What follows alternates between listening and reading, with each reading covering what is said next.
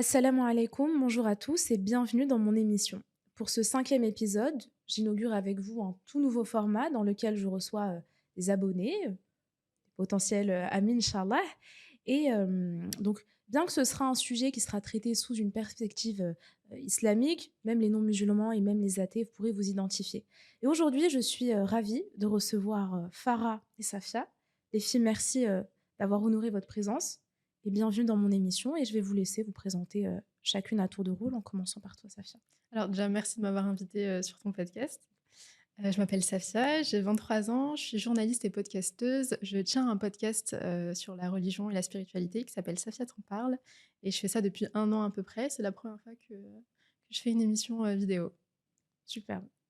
Moi, je m'appelle Farah, je suis, actuellement étudiante en droit et j'ai également un podcast qui s'appelle Salle Cinéma qui vraiment porte sur le cinéma. J'invite un peu des personnes comme toi.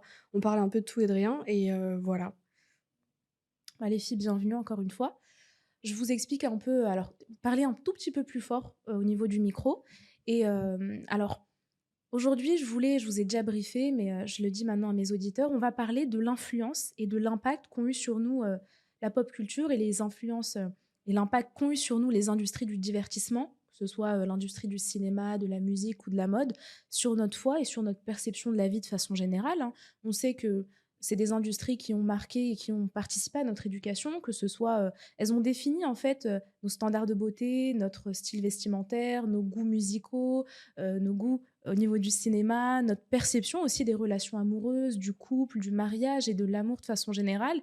Et donc on aura le temps de, on a 2 heures pour parler de tout ça. C'est chill, hein, je sais que vous êtes un peu stressés, mais c'est comme des copines, même s'il y a des caméras, vous faites abstraction. Et étant donné que c'est un sujet qui est très large, on va essayer de couper ça pour pas se perdre et pour pas aussi se couper la parole. Alors, je vais vous laisser prendre la parole. Je parlerai et donnerai mon avis à la fin. Mais je sais que par exemple, pour moi, l'industrie du divertissement a eu un impact conséquent sur ma foi, notamment sur mon apparence et sur la difficulté pour moi de passer le cap du port du hijab de manière définitive, hein, parce que pour ceux qui ne le savent pas, non, je ne suis pas encore voilée, mais j'aspire à le porter, Inch'Allah. Et donc voilà, je développerai ma réflexion et mon point de vue un peu plus tard dans l'émission. Et un peu plus tard, on aura aussi l'occasion de parler de l'impact de ces industries sur les relations amoureuses, le mariage et tout. Et je vous laisse chacune à tour de rôle. Celle qui se sent prête peut prendre la parole. Alors moi déjà, j'ai une question à vous poser. J'aimerais déjà savoir quel domaine a été le plus impactant pour votre foi. Parce que je pense qu'on a tous tout été touchés d'une manière différente. Donc je souhaite quand même savoir quel domaine en particulier. L'apparence. Ok. L'apparence aussi, hein. Mmh. Ouais. Et toi? Je pense que c'est l'apparence aussi, et notamment le port du voile. Mm. Il y a quelque chose avec ça qui fait que enfin, c'est très compliqué. Même moi, je porte pas encore le voile, je suis en train d'essayer de l'introduire dans ma vie. Et c'est notamment dans ouais, le cinéma, la musique. Il y a tellement de domaines en vérité où où as l'impression que c'est compliqué parce qu'on est influencé en fait. C'est surtout ça. Et En fait, moi, je pense que ça part déjà des clips musicaux. Et on a tous un peu une hit girl, une fille à qui on voulait ressembler. Moi, c'était les Vixen dans les clips de rap. À la base, je devais être finir comme ça. Donc là, parfois, quand on me reprend, c'est un com et qu'on me dit oui, tu te maquilles. Je suis vraiment, je porte même pas de hijab. Doucement avec moi. À la base, je devais être une Vixen. En cours de chemin, je me suis reprise doucement. Et c'est clairement ça. C'est un peu aussi comme avec les hommes qui vont, parfois, tu vois ça sur les réseaux, il y en a qui vont donner un peu leur idéal féminin, même ouais. si leur femme ou leur copine ne ressemble pas à ça. Souvent, ceux qui vont te citer le nom d'une femme, ça peut être une actrice ou une chanteuse, juste après, ils vont te donner le nom du film dans lequel ils sont tombés complètement in love de cette Ouais. personne. Souvent, tu vas entendre, ouais, mais c'était J-Lo, parce que J-Lo, quand je l'ai découvert dans ce clip-là, ça finit par devenir mon standard de beauté. Il y en a, t'entends souvent, ouais, moi, je crois, Jessica Rabbit, un truc comme ça. Je crois qu'elle s'appelle comme ça, c'est une actrice blonde. Il y en a qui vont dire, oui, moi, c'était dans Loup de Wall Street, dès que je l'ai vue, ouais, Jessica Alba, parce que dans le film Honey, tu vois, tout part un peu de là, et en grandissant, tu finis par... déjà, on est tous un peu pris de nostalgie quand on écoute de la musique. On aime bien écouter la musique de notre enfance, période d'adolescence. Limite, si pas, on la préfère à la musique qu'on écoute actuellement. Et quand tu grandis, quand tu deviens majeur et que ça y est, tu te retrouves en capacité à pouvoir reproduire les mêmes styles vestimentaires et le même maquillage, parce que bah, quand tu as 8 ans, 11 ans, bah, je pense pas que ton père, il va te laisser te Ouais, maquiller ouais, ouais. ou t'habiller comme ça. Et une fois que tu arrives à l'âge adulte, tu te dis: «Trop bien, je peux, faire du mimétisme». Mais justement, je pense que c'est de la nostalgie, tu vois? C'est parce que tu as aussi envie de revenir à une époque où, où tu un peu comme avec mes sœurs, on se dit, «Purée, mais en fait», je sais pas si vous voyez la chanteuse Ina? Ouais. Et on se dit, elle faisait de la house woman, on se disait: «Mais purée, en fait, nous, on l'a connue, on avait 11 ans. Mais si on avait 25 ans», Mais moi, je tu suis vois? grave, enfin, je garde vraiment un souvenir de ces clips à elle et de plein d'autres chanteuses, hein, mais elles sont en crop top, tu sais, les bijoux et cetera et moi, je me rappelle que quand j'étais petite, je voulais reproduire ça, tu vois? Genre, je lançais la télé et puis, j'allais mettre à danser devant parce que je voulais, y ressembler d'une certaine manière. Donc même si c'est quand tu petit, une fois que tu grandis, j'ai l'impression qu'il y a toujours encore ce rapport-là et encore dans le domaine de la musique, moi, j'ai tellement de choses à dire, mais peut-être qu'on en parlera après. Et c'est là où tu te enfin, l'influence, elle commence vraiment dès le début. Pour moi, c'est dès l'enfance. C'est ce avec quoi on a grandi, avec quoi on a été exposé, la télévision, peut-être le cinéma aussi avec Bah, la moi, je suis d'accord avec vous, mais j'ai pas le même rapport, vis-à-vis de la musique comme vous. Dans le sens où moi, j'ai pas grandi, dans en fait, je suis l'aînée, déjà, et j'ai pas grandi dans une maison où on écoutait beaucoup de musique. Mon père, il est pas tellement musique, même dans la voiture, c'est très, très rare. Je pense que c'est quand j'ai commencé à grandir que là, mon père a commencé à mettre de la musique, dans la voiture et encore, je peux le compter en quelques années seulement. Et donc j'ai pas en fait eu ce rapport à la musique parce que même je me rappelle, étant jeune, quand j'allais à l'école, je voyais tous mes copains et copines qui étaient déjà à l'affût sur toutes les dernières sorties musicales et moi je connaissais pas. En fait, j'apprenais tout ça à l'école. Mais au contraire, enfin à contrario en tout cas, j'ai été, beaucoup plus exposée au cinéma, aux films, donc même à la télévision et c'est là en fait où j'ai pu, bah, avoir, certaines, certaines, choses en fait qui ont, empiété sur ma foi par rapport donc déjà à l'apparence, par rapport au cinéma et également, par rapport aux réseaux sociaux, mais ça arrivé un peu plus tard. Mmh. Mais, je sais que les réseaux sociaux ont joué un grand rôle. Après j'ai pas été, une fille, complexée devant Kylie Jenner ou autre, enfin Dieu merci. Mais je sais que ça enfin il y a même mes sœurs ou des copines et cetera à qui c'est arrivé et on peut pas leur jeter la pierre. Mais, ouais moi c'était plus, sur le cinéma, la télévision, les magazines, mais vraiment pas la musique. OK. Voilà. Il y a un hadith, je pense que vous le connaissez, du prophète Mohammed sallallahu alayhi wa sallam, dans Ça, lequel il dit qu'il arrivera un temps où pratiquer sa religion sera encore plus difficile que de tenir une braise entre ses mains. Alors, je tiens à préciser que je fais pas de ce hadith, une carte joker, j'en fais pas une justification pour les cas de nous 3, on n'est pas voilés, alors nous 2, pour les gens qui vont pas comprendre, on a un hijab sur la tête, mais on ne porte pas encore le voile. On aspire inch'Allah à le porter. Je pense que c'est Inch'Allah, pareil pour Inch'Allah. Farah aussi et que ce soit pour nous, les sœurs qui ne portent pas encore le hijab ou pour les sœurs qui le portent, mais qui ne le portent pas conformément aux attentes divines. Parce qu'on a aussi beaucoup reproché sur les réseaux à des sœurs d'être très coquettes et très apprêtées, et parfois même plus que les non-voilées, et du coup de ne pas respecter la symbolique et le rôle du hijab qui est de prôner la discrétion et la pudeur, ce que je comprends en plus. Hein. Mais je trouve que en plus des industries du divertissement et des réseaux sociaux, encore une fois, c'est pas pour justifier le fait qu'on ne respecte pas les commandements divins, mais je voulais, rapporter le fait que dans la société moderne dans laquelle on vit, il y a un pilier fondamental qui s'appelle l'individualisme. Et dans plusieurs ouvrages qui ont été écrits par des historiens, des philosophes, des psychologues, des anthropologues et même des sociologues, tous sont unanimes pour évoquer le cas d'une révolution individualiste qui a eu lieu dans les années 60 et qui a laissé place à une société hyper individualiste. Mmh. Donc une société nombriliste, égoïste, où on est recentré sur notre propre personne et d'où la pathologie du narcissisme qui règne au sein de notre société et dont l'homme moderne souffre. Et pourquoi j'évoque ça? C'est parce que plusieurs aussi d'entre eux, plusieurs professionnels et même des théologiens et des islamologues ont mis en avant le fait que c'est ce qui explique l'importance que revêt l'adoration du corps à notre époque. L'apparence fait l'objet de toutes les préoccupations et de toutes les convoitises de l'homme avec un grand H, donc de l'homme et de la femme. Et malheureusement, le corps a fini par devenir l'otage de cette âme narcissique. Donc, je ne viens pas ici justifier le fait qu'on ne suit pas les commandements d'Allah Azzawajal, mais juste apporter aussi un fait sociologique, historique et psychologique dans le raisonnement humain, dans le fait que, ok, ces industries, elles ont eu cet impact, mais pourquoi aujourd'hui dans la société moderne et pas à l'époque? En plus, en fait, je crois aussi que je voulais aussi savoir, vous, votre, OK, on ne porte pas, OK, on a des difficultés, OK, on a été influencé par ces industries, mais moi, ce qui me fait le plus mal et ce qui me frustre, c'est d'être consciente de que résister à l'ordre établi et lutter pour un meilleur monde ne passera pas par la soumission au narcissisme contemporain, Mmh. mais plutôt par le rejet de ces idées mortifères qui dénaturent l'homme et qui détruisent la société. Ouais. Donc je suis consciente de ça, mais en même temps, j'ai un cœur qui est malade. J'ai un cœur qui est tourmenté entre le bien et le mal et qui est tiraillé entre les vertus qui m'attirent et les passions qui m'emprisonnent en fait. Je pense qu'on est nombreux et nombreuses à être dans ce cas-là, ce qui fait que même les non-musulmans pourront s'identifier à nous, mais c'est ça qui me frustre en fait dans tout ça. C'est que, ok, je sais que l'industrie a eu un impact sur moi, mais en fait aujourd'hui, qu'est-ce que j'en fais? Ouais. Et le plus frustrant aussi, c'est de savoir que la pudeur et la foi sont réciproquement liées dans la religion. Que lorsque la foi ou la pudeur, lorsque l'une d'entre elles est levée, l'autre la suit. Alors oui, hein, la pudeur, c'est un concept général en islam, c'est pas que l'apparence, c'est aussi la parole, les actes et le comportement, mais il y a l'apparence dedans. Ouais. Et c'est frustrant de se dire que, purée, parfois j'ai l'impression que j'ai même une foi supérieure à certaines personnes parce que je vais pas commettre X nombre de péchés des personnes font. Mmh. Moi, pour mon cas, j'ai jamais eu de relation amoureuse et je me dis, bon, bah quand même, j'ai 25 ans, il y en a plein qui ont eu ça, j'ai jamais fumé, j'ai jamais bu, je fais mes actes Ouais. d'adoration. Parfois même, alors j'ai aucun savoir, hein, mais je lis quand même pas mal, je fais des cours de religion et parfois tu peux te dire, bah ça va en fait, j'ai un bon niveau de foi. Mais en fait, à partir du moment où tu connais ce hadith et où tu comprends que la foi et la pudeur sont liées, comme je l'ai dit, lorsque l'une d'entre elles est levée, l'autre la suit, je me dis, mais en fait, j'ai pas de foi.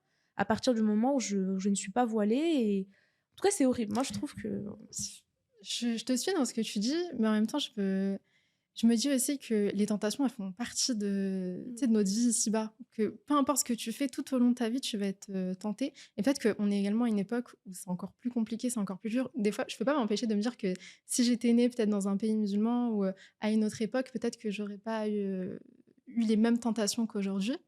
Mais on reste croyant et je pense que ça fait vraiment partie de nous. En fait, chacun a ses tentations. Nous, peut-être qu'aujourd'hui, c'est sur l'apparence, mais tu as des personnes, c'est des tentations qui sont beaucoup moins apparentes. Tu vois, une personne qui aime se maquiller, une personne qui aime se parfumer, comment dire, mettre son voile d'une certaine manière où on voit, tu vois, qu'elle a un peu du mal à se couvrir. Peut-être que tu as d'autres personnes pour qui c'est encore plus compliqué sur des choses qui ne sont pas, comme j'ai dit, apparentes. Et je sais que moi, par exemple, tout à l'heure, j'en avais un petit peu parlé, sur le domaine de la musique. Ça a été tellement, et je pense que c'est encore une tentation aujourd'hui parce que j'ai été plongée dedans mais pendant hyper longtemps et pas juste en mode c'est une passion et je kiffe. Parce que pour donner un petit peu de contexte, il y a de ça 3 ans peut-être, 2 3 ans, 3 ans il me semble, j'étais à la fac.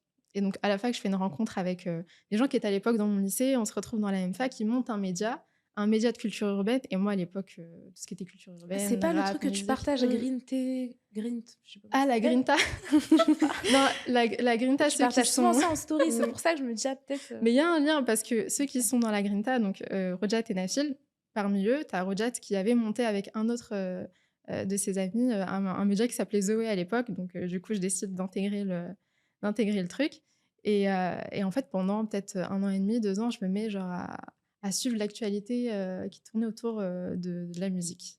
Et en fait, tu as plein de petites habitudes que tu vas mettre dans ton quotidien. Tu vois, genre tu vas t'abonner à tous les artistes, tous les rappeurs. Chaque jeudi soir, tu as des sorties d'albums. Donc, du coup, je suis là sur mon téléphone en train de regarder Ah oui, les t'étais sorties Mehdi et tout. Maizi en fait. Mais moi, dans ma tête, il faut savoir que moi, dans ma tête, j'étais en mode, je vais devenir Mouloud Achour, Mehdi Maizi et tout. Ah oui, tu voulais faire du journalisme lié à l'industrie de Au la musique. début, Ah ouais, ouais. j'étais vraiment dans tout ce qui était, pas forcément musique, mais vraiment tout ce qui tournait autour de la culture urbaine. Et c'était plein de petites habitudes. Et là où il y avait un problème, et moi, je me rendais pas compte, parce que tu sais, au début, tu kiffes ce que tu fais, etc. Là où il y avait un problème, c'est qu'il y avait un abandon d'une certaine manière, par exemple, du Coran. Tu vois ce que je veux dire? Le Coran, je l'ai laissé de côté pendant peut-être 2 ans, quelque chose comme ça. Et une fois que, subhanallah, le média s'est arrêté, je l'ai arrêté d'ailleurs pile. Enfin, je l'ai continué parce que j'étais en recherche d'alternance à l'époque et je voulais. Donc, j'intégrais une école de journalisme, mais il fallait que je prouve sur mon CV que je savais m'occuper d'un média et tout. Et une fois que j'ai trouvé une alternance, alhamdoulilah, ça s'est totalement arrêté, tu vois. Et là, je me retrouve avec du temps libre et je me dis, bon, bah, tu sais quoi, ton temps libre, tu vas le mettre sur le Coran. Et en fait, je pense que c'est aussi, d'une certaine manière, peut-être qu'il faut essayer de contrebalancer le truc, remplacer une tentation par Mmh. quelque chose qui soit un peu meilleur. C'est dur au début, c'est sûr. Parce que c'est une tentation, c'est en nous, tu vois. Genre, limite, quand c'est une passion, c'est encore plus compliqué. Mais moi, c'est le domaine dans lequel ça m'a le plus touchée, je pense. Et encore, tu me disais ça, mais tu disais que peut-être si tu avais été, dans un pays musulman ou, si tu avais, été, née à une autre époque et cetera, peut-être que, on va dire, tu aurais eu, d'autres tentations, mais pas celles sur l'apparence. Ouais. Et encore même sur ça, je suis peut-être pas, forcément sûre parce que dans certains, pays musulmans, je veux pas dire les noms, mais enfin, on sait très bien que, parfois même, porter le voile, c'est aussi synonyme de culture. Oui. Donc, certaines le portent même pas, enfin, en tout cas, dans le but peut-être de plaire à Dieu, OK, mais aussi Mmh. dans le but, d'être dans la culture, sans forcément en fait prendre en compte, tous les aspects qu'il y a derrière. Je pense que, on aimerait porter le voile inch'Allah, toutes les 3 si c'est possible et cetera plus tard et je l'espère vraiment, mais on sait d'un côté aussi pourquoi est-ce qu'on veut le porter et avoir, vraiment de bonnes intentions. Ouais. Dans le sens où je suis pas du tout en train de dire, je tiens à préciser que certaines le portent sans avoir de bonnes intentions ou, Oui. avoir l'esprit, totalement éclairé là-dessus. Parce que je pense que, enfin, on a toutes, encore une fois des tentations et même celles qui le portent peuvent avoir des baisses de foi, Ouais. être critiquées sur les réseaux. Ça d'ailleurs aussi je le vois, même, en scrollant sur Twitter, on peut avoir une influenceuse qui enlève son voile et qui finalement tu as toutes les personnes qui l'accablent. C'est arrivé il y a pas longtemps aussi, pour une youtubeuse et je sais que dans les commentaires, il y a plein de gens, encore une fois, qui l'accablaient, qui disaient: «Mais pourquoi est-ce que tu l'enlèves?» alors que même les gens savaient aussi la cause du pourquoi elle l'enlève, la cause du comment, du pourquoi elle l'a mis et pourtant ça a pas empêché en fait, les gens de mettre leur grain de sel et parfois même de descendre encore plus alors que encore une fois, on est encore, tous et toutes, sujets aux tentations. Donc sur ça, je sais pas. Moi, j'espère juste qu'on aura inch'Allah, la chance, en fait, d'être éclairé, là-dessus et le Mmh. d'avoir aussi le déclic. Parce que parfois, ça arrive comme ça. Ouais. Certaines filles, elles se lèvent un matin, elles se disent: «Mais aujourd'hui, je vais jeter tous mes crop tops et je porte le voile» et j'en connais même des filles à qui c'est arrivé et Ouais. machallah, encore aujourd'hui, elles le portent, donc ça me fait super plaisir. Mais voilà, je pense que ça dépend après des influences de chacun, de la vie de chacun. On peut pas toujours avoir, un jugement là-dessus et il y a Ouais. que Dieu, C'est ça. ouais, qui sait. Pareil, je te rejoins. Pour moi, le moment aussi où tu as évoqué ça, c'est normal, c'est ton point de vue, mais moi, je reste persuadée qu'une autre époque, oui, mais je Mmh mh. pense pas qu'actuellement, dans la modernité, Mmh. même dans un pays, arabo-musulman, C'est ça. tu pas eu une foi meilleure. Moi, quand je vais à la librairie, musulmane, c'est des papas qui la tiennent. On aime bien discuter et à chaque fois que j'achète des livres, bah, ils commentent un peu les livres que j'achète en me disant: «Ah, ça, c'est un bon auteur, ça, c'est ci, qu'est-ce que tu penses de lui?» et cetera et la dernière fois, bon, je l'appelle Ami et la dernière fois, il m'avait dit: «Franchement, ce que j'ai remarqué, c'est que les musulmans de France, vous n'avez rien à voir avec les musulmans de l'étranger. Vous Ça, c'est avez une vrai. soif sincère de vous rapprocher d'Allah Azza wa Jal et vous avez des meilleures références que les personnes issues des pays arabo-musulmans». Et en fait, le déclin de la pudeur ne concerne pas que l'Occident. Alors oui, hein, le mouvement, du nudisme, d'ailleurs beaucoup ne le savent pas, mais le mouvement du nudisme en Occident aujourd'hui n'est qu'une prolongation naturelle de son appartenance à la civilisation de la Grèce antique.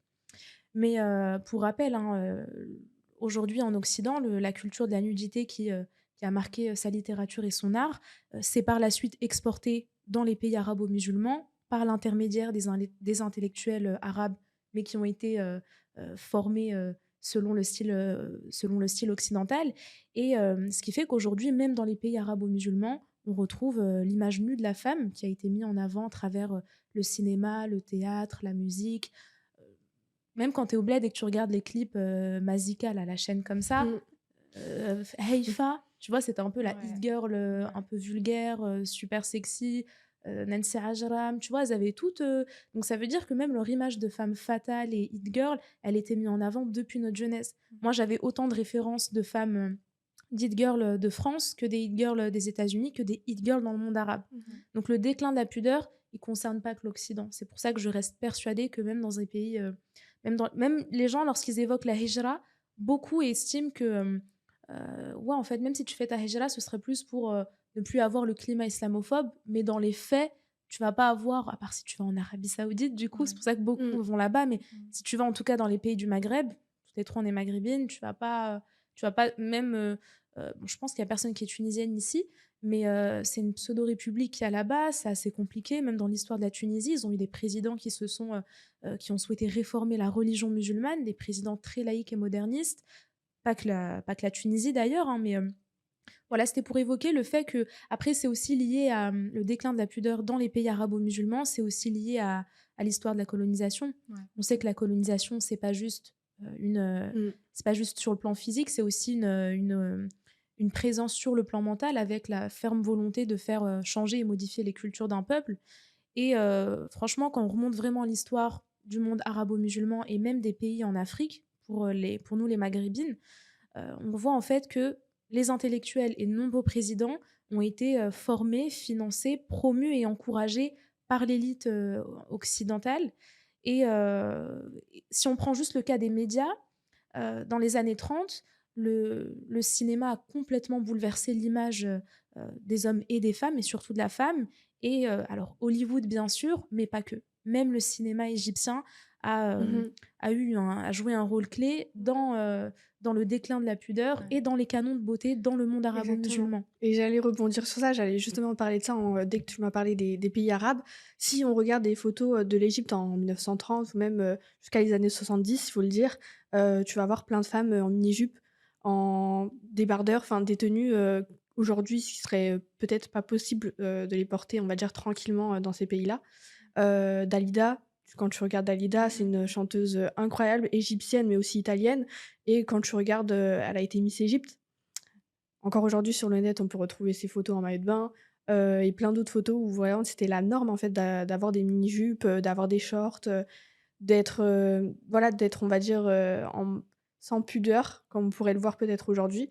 Mais aujourd'hui enfin, à l'heure d'aujourd'hui, c'est plus possible de s'habiller comme ça dans ces pays-là, mais avant c'était totalement normal.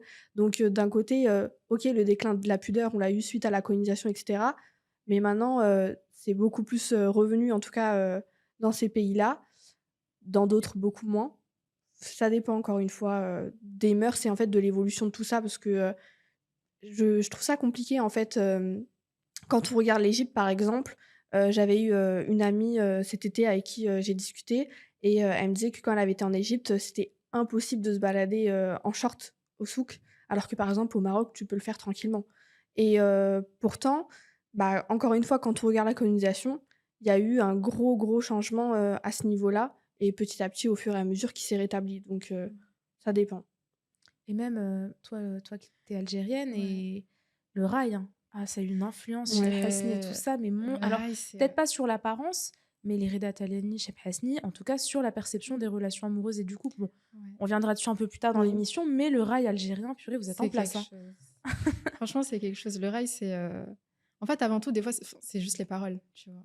Tu te dis: «Mais» tu sais, en plus, quand t'es jeune, souvent, t'es naïf, tu te dis: «Non, mais à l'époque, les gens, tu vois, ça devait aller et cetera, il y avait pas n'importe quoi» et des fois, tu écoutes des sons avec lesquels j'ai grandi, hein, tu vois? Genre, Mmh. Cheikh Haремiti ou comme tu as dit, Reda Taliani, mais encore ça va, c'est soft. Mais tu captes en grandissant qu'il y a un double sens. Et c'est trop marrant parce qu'il y a un TikToker, je sais plus c'est quoi son nom, mais en tout cas, il parle beaucoup de l'Algérie. Mhm. Et je me rappelle que j'étais tombée sur des vidéos où il expliquait des chansons Ah oui. et en disant que, bon, vous pensez que la chanteuse a dit ça. Non, non, elle a fait référence à, ouais, elle parle d'amour, elle parle de relations, elle parle de tous ces sujets-là qui sont tabous. Mais le rail, ouais. Et puis là, encore aujourd'hui, je trouve que ça matrix toute une génération. Moi aussi, je voulais revenir sur un truc, c'est le fait que, alors c'est cool, on évoque aussi on parle de nos réflexions et nos expériences personnelles, mais ça serait bien aussi un peu de leur partager nos conseils. Et moi, je pense que déjà, on n'est pas illégitime. C'est un peu comme, tu sais, les personnes qui sont dans l'industrie de la musique et qui vont dire à des personnes ne rentrent jamais dans ce milieu, mais qui, eux, continuent Mmh. à produire énormément de concerts et de musique. Il y a des gens qui trouvent ça paradoxal, mais moi, je trouve que, non, alors c'est drôle parce que je peux comprendre la forme, le fait que ce soit paradoxal, mais je trouve que c'est les personnes les plus légitimes. C'est comme les fumeurs. Une personne Oui, c'est ce parfois que peut j'allais dire. fumer et te dire fume vraiment pas. Ouais. Et tu peux trouver ça super drôle, tu vois, mais c'est hyper légitime, tu vois. Donc Oui, je oui, trouve parce que que t'es tenté Mmh. toi-même déjà par ça, donc tu t'es sais ce dedans, que tu c'est. sais en fait, tu connais la limite et tu sais Mhm. où t'as été piégé après avoir succombé à cette tentation. Et c'est pour ça que moi, je vous conseille de faire très attention à la nourriture que vous offrez à vos yeux, à vos oreilles, à votre cerveau et à votre âme. Et tout à l'heure, tu étais revenue sur le fait que tu étais persuadée que c'était lié à ton enfance, totalement. El-Ghazali, dans son célèbre encyclopédie Ihya Ulumuddin, qui s'intitule en français Revivification des sciences religieuses, il avait dédié un chapitre à l'éducation des enfants. Et il avait dit une phrase qui m'avait marquée. Il avait dit: tout se joue avant 6 ans. Après, tranquille, hein, là, d'avoir des abonnés, mon enfant, il a 5 ans et demi, j'ai 4 mois pour, j'ai 4 mois pour le mettre bien, tranquille. Mais en fait, c'est pour mettre en évidence le fait que oui, dès l'enfance, si tu implantes de bonnes graines dans le cerveau de ton enfant, si tu lui évites de consommer des images, les clips, le cinéma, maintenant les téléphones avec les réseaux sociaux, ça va encore plus vite, sans parler des pédocriminels qui se cachent derrière. Ça m'a choqué de voir qu'à ce qui paraît, des discussions Discord liées au jeu, bah, en fait, il peut se cacher une personne adulte qui va sympathiser avec des enfants en bas âge. Donc, ouais, pour moi, le conseil numéro 1, ce serait ça. Je ne sais pas si vous avez des conseils avant que j'évoque un autre cas lié au hijab. Euh, je pense que comme ce que j'ai dit tout à l'heure, c'est de remplacer cette tentation par quelque chose d'autre, mais quelque chose qui nous plaît. Tu vois, va pas te dire, vas-y, t'es là, tu fumes, et tu te dis, bon, bah, je vais remplacer ça par un truc que j'aime pas du tout, je sais pas moi. Enfin, un autre truc qui pourrait passer, qui marche peut-être sur certaines personnes, mais qui marcherait pas sur toi. Je pense que vraiment, les tentations, ça se remplace. C'est-à-dire que tu es accro à ça. Bon, je vais prendre un truc qui va être un peu mieux pour moi. Peut-être qu'il me plaît pas de fou au début, mais qui va faire l'affaire. Et c'est l'exemple que j'ai donné tout à l'heure, c'était, bon, bah, on le sait tous, la musique, quand elle est trop présente dans le cœur, le Coran commence un petit peu à s'éloigner. Et donc, du coup, peut-être renverser la tendance. Mais je pense qu'il faut y aller aussi petit à petit. Il ne faut pas trop se faire mal dès le début. Parce qu'on est trop... Enfin, on oublie que des fois, l'être humain... s'il y a trop d'informations tout de suite, trop de charges tout de suite, tu te mets un coup de pression directement, tu peux reprendre très vite tes anciennes passions. Donc vraiment petit à petit et remplacer ça quoi, par autre chose qui soit bien meilleur. C'est le plus frustrant, c'est de faire un pas en avant et 3 en arrière. C'est ça. Il y a des gens qui Exactement. comprennent pas que dans ton cheminement, dans ton voyage spirituel, tu vas effectuer un effort et parfois tu vas non seulement ressombrer dans le péché, mais tu vas encore pousser à l'extrême ce même péché. Ouais. Donc tu vas te dire en fait c'est mieux, je fournis aucun effort, mais alors pas du tout. Donc dans ton cheminement spirituel, tu dois comprendre que ce sera un pas en avant, 3 en arrière, puis 2 pas en avant jusqu'à en faire qu'un seul en arrière. T'as un conseil, Farah? Oui, bah, moi, je rejoins, vos 2 conseils déjà, mais surtout celui de Safia. Déjà, il n'est jamais trop tard pour commencer. Faut jamais se dire: «Bon, bah, j'ai trop été dans l'apparence, donc maintenant, c'est dur, je peux pas retourner en arrière, de ne pas Dieu ne me pardonnera pas» ou autre. Mais justement, aller dans doucement, en fait, petit à petit et garder, en fait, cet air constant, je dirais. Dans le sens où, si on commence, petit à petit, on peut, je dirais, rester beaucoup plus, constant dedans et être régulier à ce niveau-là que si, on décide de tout jeter, d'un coup et ne pas hésiter aussi à faire des choses qui peuvent nous pousser encore plus à rester dans cet objectif-là. Lire des livres, peut-être pas, je te demande pas d'acheter un livre à 400 pages et de le dévorer, comme ça, mais peut-être même regarder des films aussi, ça passe aussi par là parce que bien sûr, il y a pas mal de choses, qui nous ont influencés, que ce soit positivement, ou négativement, mais il faut, dans ces moments-là, je pense, essayer de prendre le positif surtout et donc si par exemple, il y a un film qui peut, te pousser à d'autant plus, pratiquer ta religion ou, lire un livre qui peut, t'emmener vers des voyages un peu plus spirituels et aller un peu plus profondément, par rapport à cela, bah, il faut pas hésiter. C'est tout le travail spirituel hein, qui consiste à polir nos cœurs pour justement rendre notre cœur le plus limpide et le plus transparent possible pour pouvoir accueillir la lumière divine. Plus, même si on sait que souvent les gens vont plus mettre en avant le fait que Allah est capable du pire des châtiments, mais il faut aussi contrebalancer et dire qu'Allah est aussi le plus grand des miséricordieux. Et c'est pour ça que Tauba, le repentir, est extrêmement important. Et en plus, c'est dit dans le Coran, le plus grand péché, c'est l'association, c'est le fait d'être sorcier, d'associer le polythéisme. Et Allah te dit, mais je te le pardonnerai tant que tu n'es pas mort, tu peux encore me demander pardon et je te pardonnerai ce péché qui est gravissime.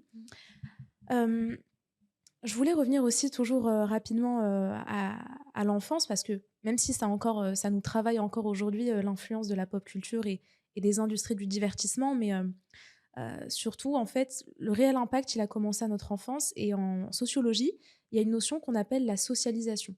C'est simple, c'est le processus de création de l'identité d'un individu au sein de la société. Donc en fait ça va être tous les facteurs, tous les éléments qu'il y a dans ton environnement qui vont t'aider à construire ta personnalité, tes centres d'intérêt et ton comportement.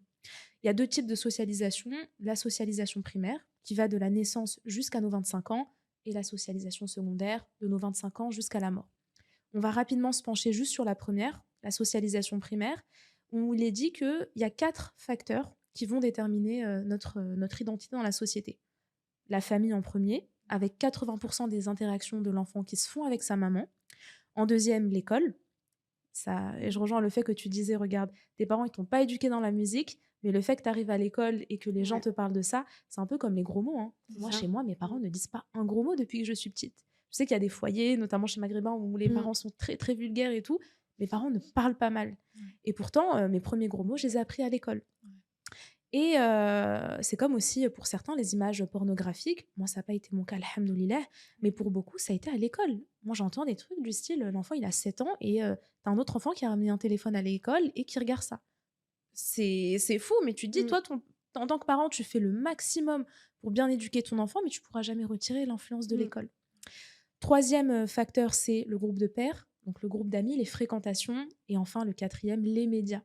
Et par médias, on sait que là, nous, on n'a pas grandi avec les réseaux sociaux, parce qu'on vient quand même de la même génération, on a plus de 20 ans. Mais donc, ça arrivait plus période collège, lycée, les réseaux sociaux. Mais la télé, la radio, la paperasse, les magazines, tout ça, ça a une influence majeure dans notre éducation. Et donc déjà, je ne sais pas si vous avez envie de rebondir dessus ou si on peut passer au cinéma. Je voulais dire un truc dessus.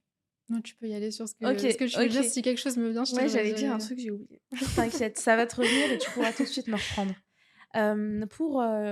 Pour le cinéma, avant qu'on tourne, tu disais que toi, ce qui est intéressant, Mm. tu disais que pour toi, le cinéma a eu un impact positif sur ta foi. Oui, Positif et négatif, mais que tu as trouvé du bon. J'aimerais oui, bien que tu essayes de développer cette notion parce que moi, que oui. négatif. Positive et négative, je tiens à le souligner parce que je pense qu'il y a toujours une contrebalance, encore une fois, à ce niveau-là. Positif parce que justement, comme je l'ai dit, donc moi, dans mon enfance, j'ai pas grandi avec la musique ou autre, mais j'ai grandi avec le cinéma. Mon papa m'a montré enfin, d'innombrables films. J'avais la chance d'aller très très souvent, pour donner un peu plus de contexte, d'aller très très souvent chez mon oncle. Et mon oncle avait une salle de cinéma. Donc en fait, dès que j'arrivais, il y avait déjà mon film préféré qui était lancé et donc après, j'avais juste à profiter et donc bah, c'est forcément des choses qui ont beaucoup, impacté, déjà mon enfance et encore une fois, bah, la personne que je suis aujourd'hui, je pense et j'en garde de très bons souvenirs. Mais du coup, par rapport à ça, mon père a pu me faire découvrir, plein de films, des films pour enfants, des films un peu plus spirituels, et autres et à l'époque, il m'avait mis, Le Prince d'Égypte, qui est un DreamWorks, qui est sorti en 1998, il me semble, ou 99 et ce film raconte en fait l'exode.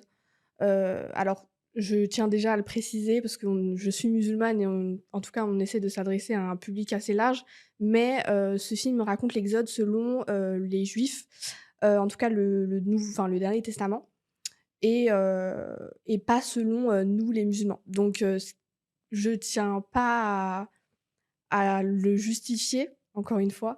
Mais du coup, il y a des reproductions, du prophète, Moussa, Moïse et voilà, donc des choses qui sont, bah, justement prohibées dans la religion, musulmane. Cependant, ce film a eu un très gros impact sur moi parce que j'ai pu, en fait, justement, voir un peu, certaines valeurs. En tout cas, moi, je l'ai vraiment pris, en fait, en tant que valeur islamique. Je l'ai pas pris en fait, je l'ai vraiment transposé vis-à-vis de ma situation et donc ce film a beaucoup résonné en moi parce que, d'ailleurs pendant très longtemps j'étais pas du tout, au courant qu'en fait on devait avoir un prophète préféré et que notre prophète préféré devait être Mohammed sallallahu alayhi wa sallam parce que pendant très longtemps, mon prophète préféré était Moïse. Donc voilà et j'étais, en fait ça m'a beaucoup donné, envie de me rapprocher de Dieu parce que j'étais, complètement d'accord, en fait, avec la vision du film, que encore une fois je transposais, vis-à-vis de moi et donc ça m'a vraiment poussée à me rapprocher de Dieu. Je sais qu'à chaque fois que je le regarde, même encore aujourd'hui, j'ai, une augmentation de ma foi. Enfin, je sais pas comment dire, je pense que vis-à-vis de ma situation personnelle et que je suis quelqu'un qui aime beaucoup regarder des films, qui, enfin, c'est clairement ma passion, je me sens très bien par rapport à ça, c'est un peu ma safe place. Bah, de regarder ça, c'est un peu comme si je me reconnectais déjà de un à mon enfance, mais je me reconnecte également vis-à-vis de mon Seigneur. Alors je sais que c'est très paradoxal encore une fois parce qu'il y a des reproductions, donc du prophète et cetera et de sa Oui. vie en général, donc c'est pas forcément, quelque chose que je vous conseillerais. Mais, je sais que moi, ça me donne du baume au cœur et je me rappelle de pourquoi, encore une fois, j'aime ma religion et j'aime l'histoire aussi qu'elle a et de tous les prophètes, auxquels on peut suivre encore aujourd'hui, les commandements et cetera. Mais du coup, tu Voilà. as d'autres influences, est-ce que tu as d'autres films, hormis des films liés à la religion, qui ont eu une influence sur, l'augmentation de ta foi? Et qui t'ont donné envie de te rapprocher d'Allah Azza wa Jal? Vis-à-vis, Hors religieux. hors religieux, c'est compliqué.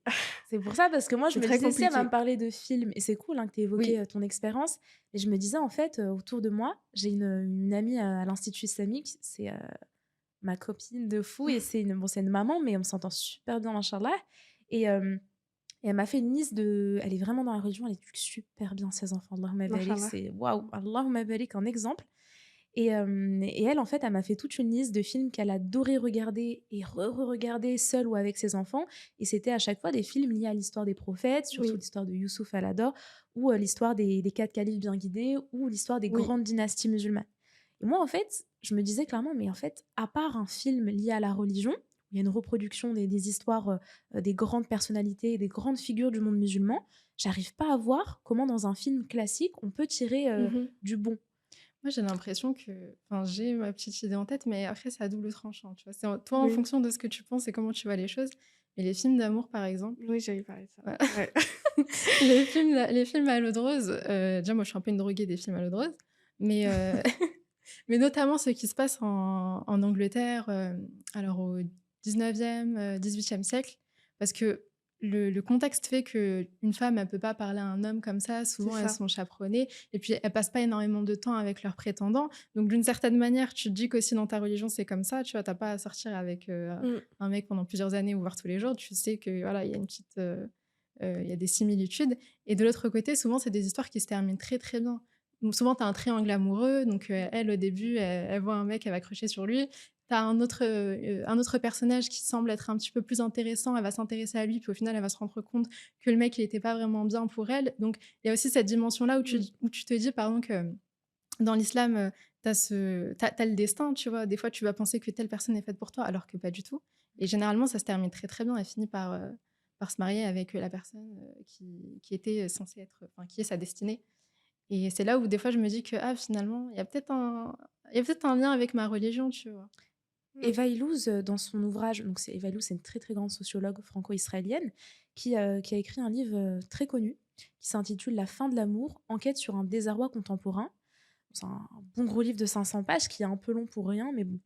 Et elle évoque, franchement, la moitié de son livre, elle revient justement sur la cour de séduction qu'il y a eu à l'époque et sur le fait qu'au moins à l'époque, il y avait, il y a moins de consumérisme relationnel contrairement à la modernité. Bon, on reviendra sur l'ouvrage à la fin de l'émission, mais oui, c'est pour juste revenir dessus. Tu voulais revenir dessus Oui, bah, donc tu as parlé de Youssouf, le roi des rêves. Je sais qu'il y a aussi, ce film-là de DreamWorks qui était sorti. Également Le Messager. Le Messager, je sais que bon, je parle pas forcément de moi, mais vis-à-vis de mes parents, c'est un film, en tout cas on va dire, l'ancienne génération qui a beaucoup, marqué les esprits. Pareil, je retournerai sur, Un prophète de Jacques Audiard qui, est un film, qui a fait un carton au box-office avec, Tahar Rahim notamment, qui jouait le rôle de Malika Djanaba et c'est le rôle d'un délinquant qui est en prison et en fait, on voit ce paradoxe entre la religion, dans le sens où, la religion peut être, quelque chose qui, désunit les personnes, comme, quelque chose qui peut être source de réconfort, vis-à-vis de lui. En tout cas, c'est ce qui est, promu, en tout cas, dans le film et je sais que, pareil, vis-à-vis de l'ancienne génération, je sais que c'est un film qui a eu, un impact, assez positif et c'est là, en fait, où je vois que le cinéma, joue un rôle, majeur, en tout cas, à ce niveau-là. C'est parce que c'est source de représentation et d'identification. Donc, si le cinéma montre quelque chose, je dis le cinéma, mais ça tombe aussi bien sur les séries comme sur les livres. Si on a une vision, plutôt positive, en fait, de nous, les musulmans, déjà de notre communauté, mais aussi, d'un musulman en particulier, forcément, déjà, ça nous donne envie et même pour les non-musulmans, les personnes athées, croyantes ou non, on peut avoir, déjà, même nous, dans notre cerveau, surtout dans ces temps-là, un impact beaucoup plus positif. Hem, Ensuite, en ce qui concerne les autres signes, donc hors religion, je dirais, que je rejoindrais, Safia. J'allais parler de Orgueil et Préjugés, évidemment, Le le classique. classique, Je connais pas. mais c'est Ah vrai? non, non, je suis pas une C'est une adaptation, en fait, du film de Jane Austen, du livre de Jane Austen, qui est un classique de la littérature, anglaise. anglaise.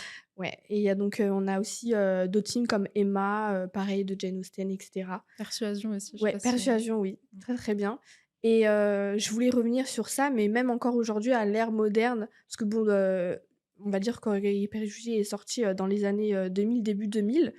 Ouais. Aujourd'hui, on a eu, par exemple, l'effet avec, Bridgerton. Bridgerton qui est une sortie, tout récemment sortie sur Netflix. Je crois que la 1re saison a dû sortir en 2018, quelque chose comme ça, et ça fait un carton fou, et on peut pas leur jeter la pierre à ce niveau-là. Mais ce qui est bien, c'est que, étant donné que c'est une série qui a été très, très reprise, via les réseaux sociaux, via TikTok, via, vraiment tous les médias là, on a pu voir, enfin plein d'avis, en fait, de différents internautes, et donc dans cette série qui est un peu une sorte de modernisation, de l'ancien temps, donc 18e, 19e encore une fois, on a toujours cette histoire, en fait, de chaperon. Donc on peut pas fréquenter un homme sans avoir, quelqu'un à côté, un peu, le remix des Mookabala quoi, C'est clairement, ça. et Ouais, c'est leur mahram, ouais. c'est ça, Mais il y a et aussi l'équivalent des Bridgerton, j'ai oublié le nom, mais il y avait l'équivalent qui est sorti là. Je ah l'ai bon? regardé, 2 saisons, j'ai oublié le nom. C'est la même chose. Sur Sur Netflix? Netflix? Non, je l'avais regardé en streaming. Excusez-moi de ne pas avoir les moyens terribles. Mais ça, les 2, hein, streaming, Netflix. Non, mais j'ai oublié le nom. Il était excellent. Oui, bah, Je l'ai Mais du oui, pas. coup, c'est leur mahram à ouais. eux, c'est trop drôle. C'est ça, et du coup, bah, en fait, et j'ai vu beaucoup de gens sur Twitter en parler en bien, et certains même ont eu comme une sorte de regain de confiance en disant: «Mais en fait, ils ont raison de procéder comme ça», et d'autres qui leur jetaient la pierre en disant: «Bah, oui, mais c'est comme ça qu'on fonctionne en islam, et cetera et Mmh. tout», et je pense que d'un côté, c'est, quand on voit aussi l'opinion publique qui, est en rapport, en fait, avec ces films-là, que nous-mêmes, en gros, on peut se dire: «Ah oui, bah, en fait, la religion est bien faite», parce que nous, c'était déjà, écrit, enfin, c'est déjà expliqué, depuis longtemps. Ouais. Donc voilà, je pense que en fait, c'est tous ces facteurs qui jouent un rôle, sur notre perception, on va dire, de la foi. Parce qu'encore une fois, si on n'avait pas aujourd'hui, tout ce qui est, les critiques, les rappels, parfois, excusez-moi, mais mal faits, sur le voile et cetera, on n'en serait pas là, je pense, à nous avoir autant, de problèmes, de struggle à avoir à porter le voile, en fait. Mais je pense que c'est aussi important des fois de se défaire de ce que les gens, peuvent dire, peuvent Oui. penser et de leur rappel. C'est-à-dire que tout à l'heure, on disait quand on parlait chacune on a donné un conseil, si je peux me permettre d'en rajouter un autre, c'est de pas faire attention à ce que les gens disent, Mmh. ce que les gens font, et c'est pas parce que, ta copine elle s'est voilée du jour au lendemain que toi aussi tu dois te voiler du jour au lendemain. Peut-être qu'elle, elle a travaillé sur ce sujet-là, sur, sa volonté de porter le voile, peut-être qu'elle date depuis 3 ans, tu vois? Et que, bah, nous, ça va nous prendre peut-être plus de temps, on ne sait pas. Chacun a sa manière de procéder, et pareil sur les rappels, c'est bien de repousser le truc. À Mmh. partir du moment où c'est pas bienveillant, c'est pas fait avec respect, c'est pas, fait de manière discrète et cetera, où tu t'en tires rien, Et laisse puis ça de côté, quoi. excuse-moi, mais Mmh. il faut aussi dire qu'il y a une sorte de pudeur aussi vis-à-vis de ça. Parce que comme je disais, dans l'exemple, justement par rapport à la copine, ça se trouve ta copine, elle a un besoin, enfin en tout cas de se voiler depuis au moins 3 ans. Ça se trouve, elle va juste pas te parler du fait que bon, bah, elle a réfléchi à la question, Mmh. ou par peur d'avoir, une sorte d'ostentation ou autre, tu Oui. vois? Et en fait, toi, tu vas juste avoir l'information comme ça, alors que derrière tout se cache un grand processus, je Voilà. pense. C'est différent pour chacun, en fait. Mmh. On doit faire en fonction de nous et pas en fonction de ce qu'on voit. C'est marrant parce que moi, pour revenir, sur le cinéma, moi je pense que même quand on a dépollué son esprit et même quand on a pris le temps de se déconstruire de plusieurs idées préconçues, que ce soit, les standards de beauté, parce qu'aussi le cinéma vient nous imposer qu'est-ce qu'une belle femme, qu'est-ce qu'un homme viril, Mmh. autant au niveau du physique qu'au niveau de la personnalité, du comportement de l'homme. Donc on se déconstruit de toutes ces idées préconçues, tout comme, qu'est-ce qu'une relation amoureuse, comment une relation doit débuter, quel est le lieu de rencontre, idéal, qu'est-ce que le romantisme. Et je pense que même quand on a dépollué son esprit et qu'on s'est déconstruit là-dessus, même à l'âge adulte, il y a toujours une petite part d'influence. Il y a quelques années, je regarde le film Hustler de J-Lo avec des petites apparitions de Cardi B et de Usher, mais je le regarde avec ma pote. j'estimais qu'il y a 2-3 ans, j'étais déjà bien déconstruite sur le sujet. Je sors du film, je voulais aller à l'Atlanta. Bon, ça y est, j'avais plus strippers. Tu vois? Donc je pense qu'il y a toujours une petite part d'influence et même si bon, tu prends bien le temps de te déconstruire et tout, moi je laisse à mon âme parfois voilà, je me dis: «OK, fais-toi kiffer, pense vraiment que tu vas aller là-bas» et rapidement ensuite je la reprends et je lui dis: «Il y a pas de ça, tu suis le commandement d'Allah Azza wa Jal». Mais et puis surtout je prends le cinéma, même si je sais qu'il y a toujours une part d'éducation et d'influence, moi je le prends vraiment comme du pur divertissement. Je viens me vider l'esprit, si je regarde un peu tout. En plus, dernièrement, depuis 1 an, je vais vraiment beaucoup plus au cinéma qu'avant. Et que ce soit des films d'action, des films d'amour, bah, récemment, le Comte de Monte Cristo, Oui. Black Twice. En fait, je vais regarder tout. Dès qu'il y a un truc un peu stylé, dès qu'une personne en parle sur TikTok notamment, le lendemain, dans la semaine, tu me vois aller le voir. Et voilà, moi, je le prends comme du pur divertissement et je vais pas chercher plus que ça la morale de l'histoire, le processus éducatif. Je suis en mode, je suis fatiguée. C'est déjà assez.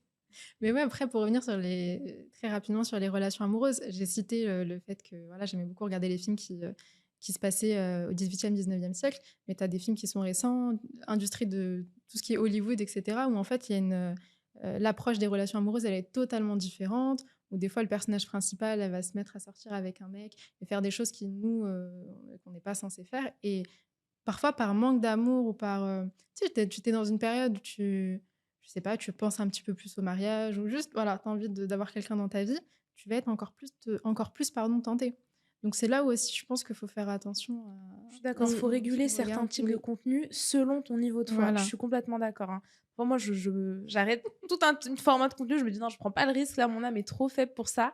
Et en plus, je trouve ça trop compliqué de. Franchement, moi, le hijab, c'est top 3 de mes plus grands jihad nefs, hein. C'est horrible pour moi. Comme je l'ai dit, hein, c'est être consciente que des dérives, du déclin de la pudeur et en même temps être consciente qu'on a un cœur qui est malade. Moi, je trouve ça compliqué de ne pas exhiber ses atouts, sa beauté, mais en même temps être convaincu du rôle et de la symbolique du hijab en islam. D'ailleurs, rapidement, pour revenir un, une autre difficulté du port du voile, c'est aussi le climat islamophobe.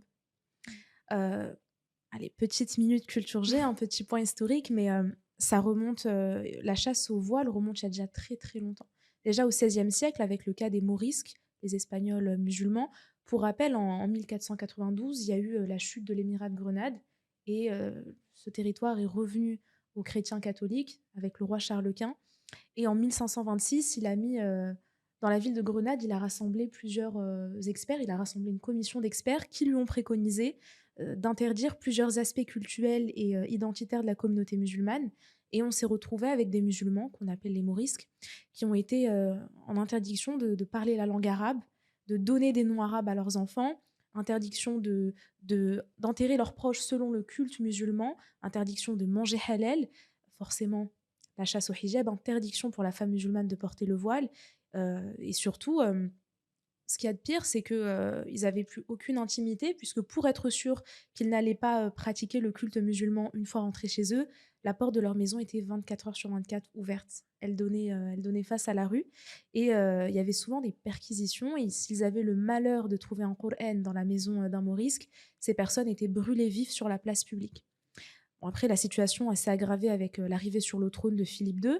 Et plus tard, en 1609, les Morisques se feront expulser de l'Espagne. C'est comme ça qu'une bonne majorité est partie en direction du Maghreb et une autre petite partie en Turquie. Mais si j'évoque le cas des Morisques, cette petite parenthèse historique, elle est volontaire. C'est pour parler du fait que la chasse au hijab et le climat islamophobe en terre occidentale remontent il y a déjà plus de 6 siècles. Et plus récemment, pour évoquer aussi la chasse au voile, elle s'est faite au 19e siècle dans des pays musulmans. On a le cas de la Turquie, de l'Iran, de la Syrie, de la Tunisie. Il n'y a pas eu que le hijab, mais pour rester, nous, dans le thème du hijab, je vais citer deux petits exemples pour ne pas m'éterniser, mais on a eu en 1923 la Turquie avec le militaire Mustafa Kemal, qui a mis un terme et qui a aboli la dynastie des Ottomans, la dernière grande dynastie musulmane qui a régné sur Terre et qui a mis en place une république. Et parmi ces réformes qui allaient contre l'islam et contre la langue arabe, il figure la chasse au hijab. On était quand même. En fait, bien que ce soit. Faut être conscient que c'était des présidents qui étaient musulmans. Alors oui, c'était des laïcs et c'était des personnes qui prônaient la modernité, donc c'était des personnes qui adhéraient à la tendance du modernisme, mais ça restait des musulmans. ils sont allés contre plusieurs commandements d'Allah Azza wa Jal.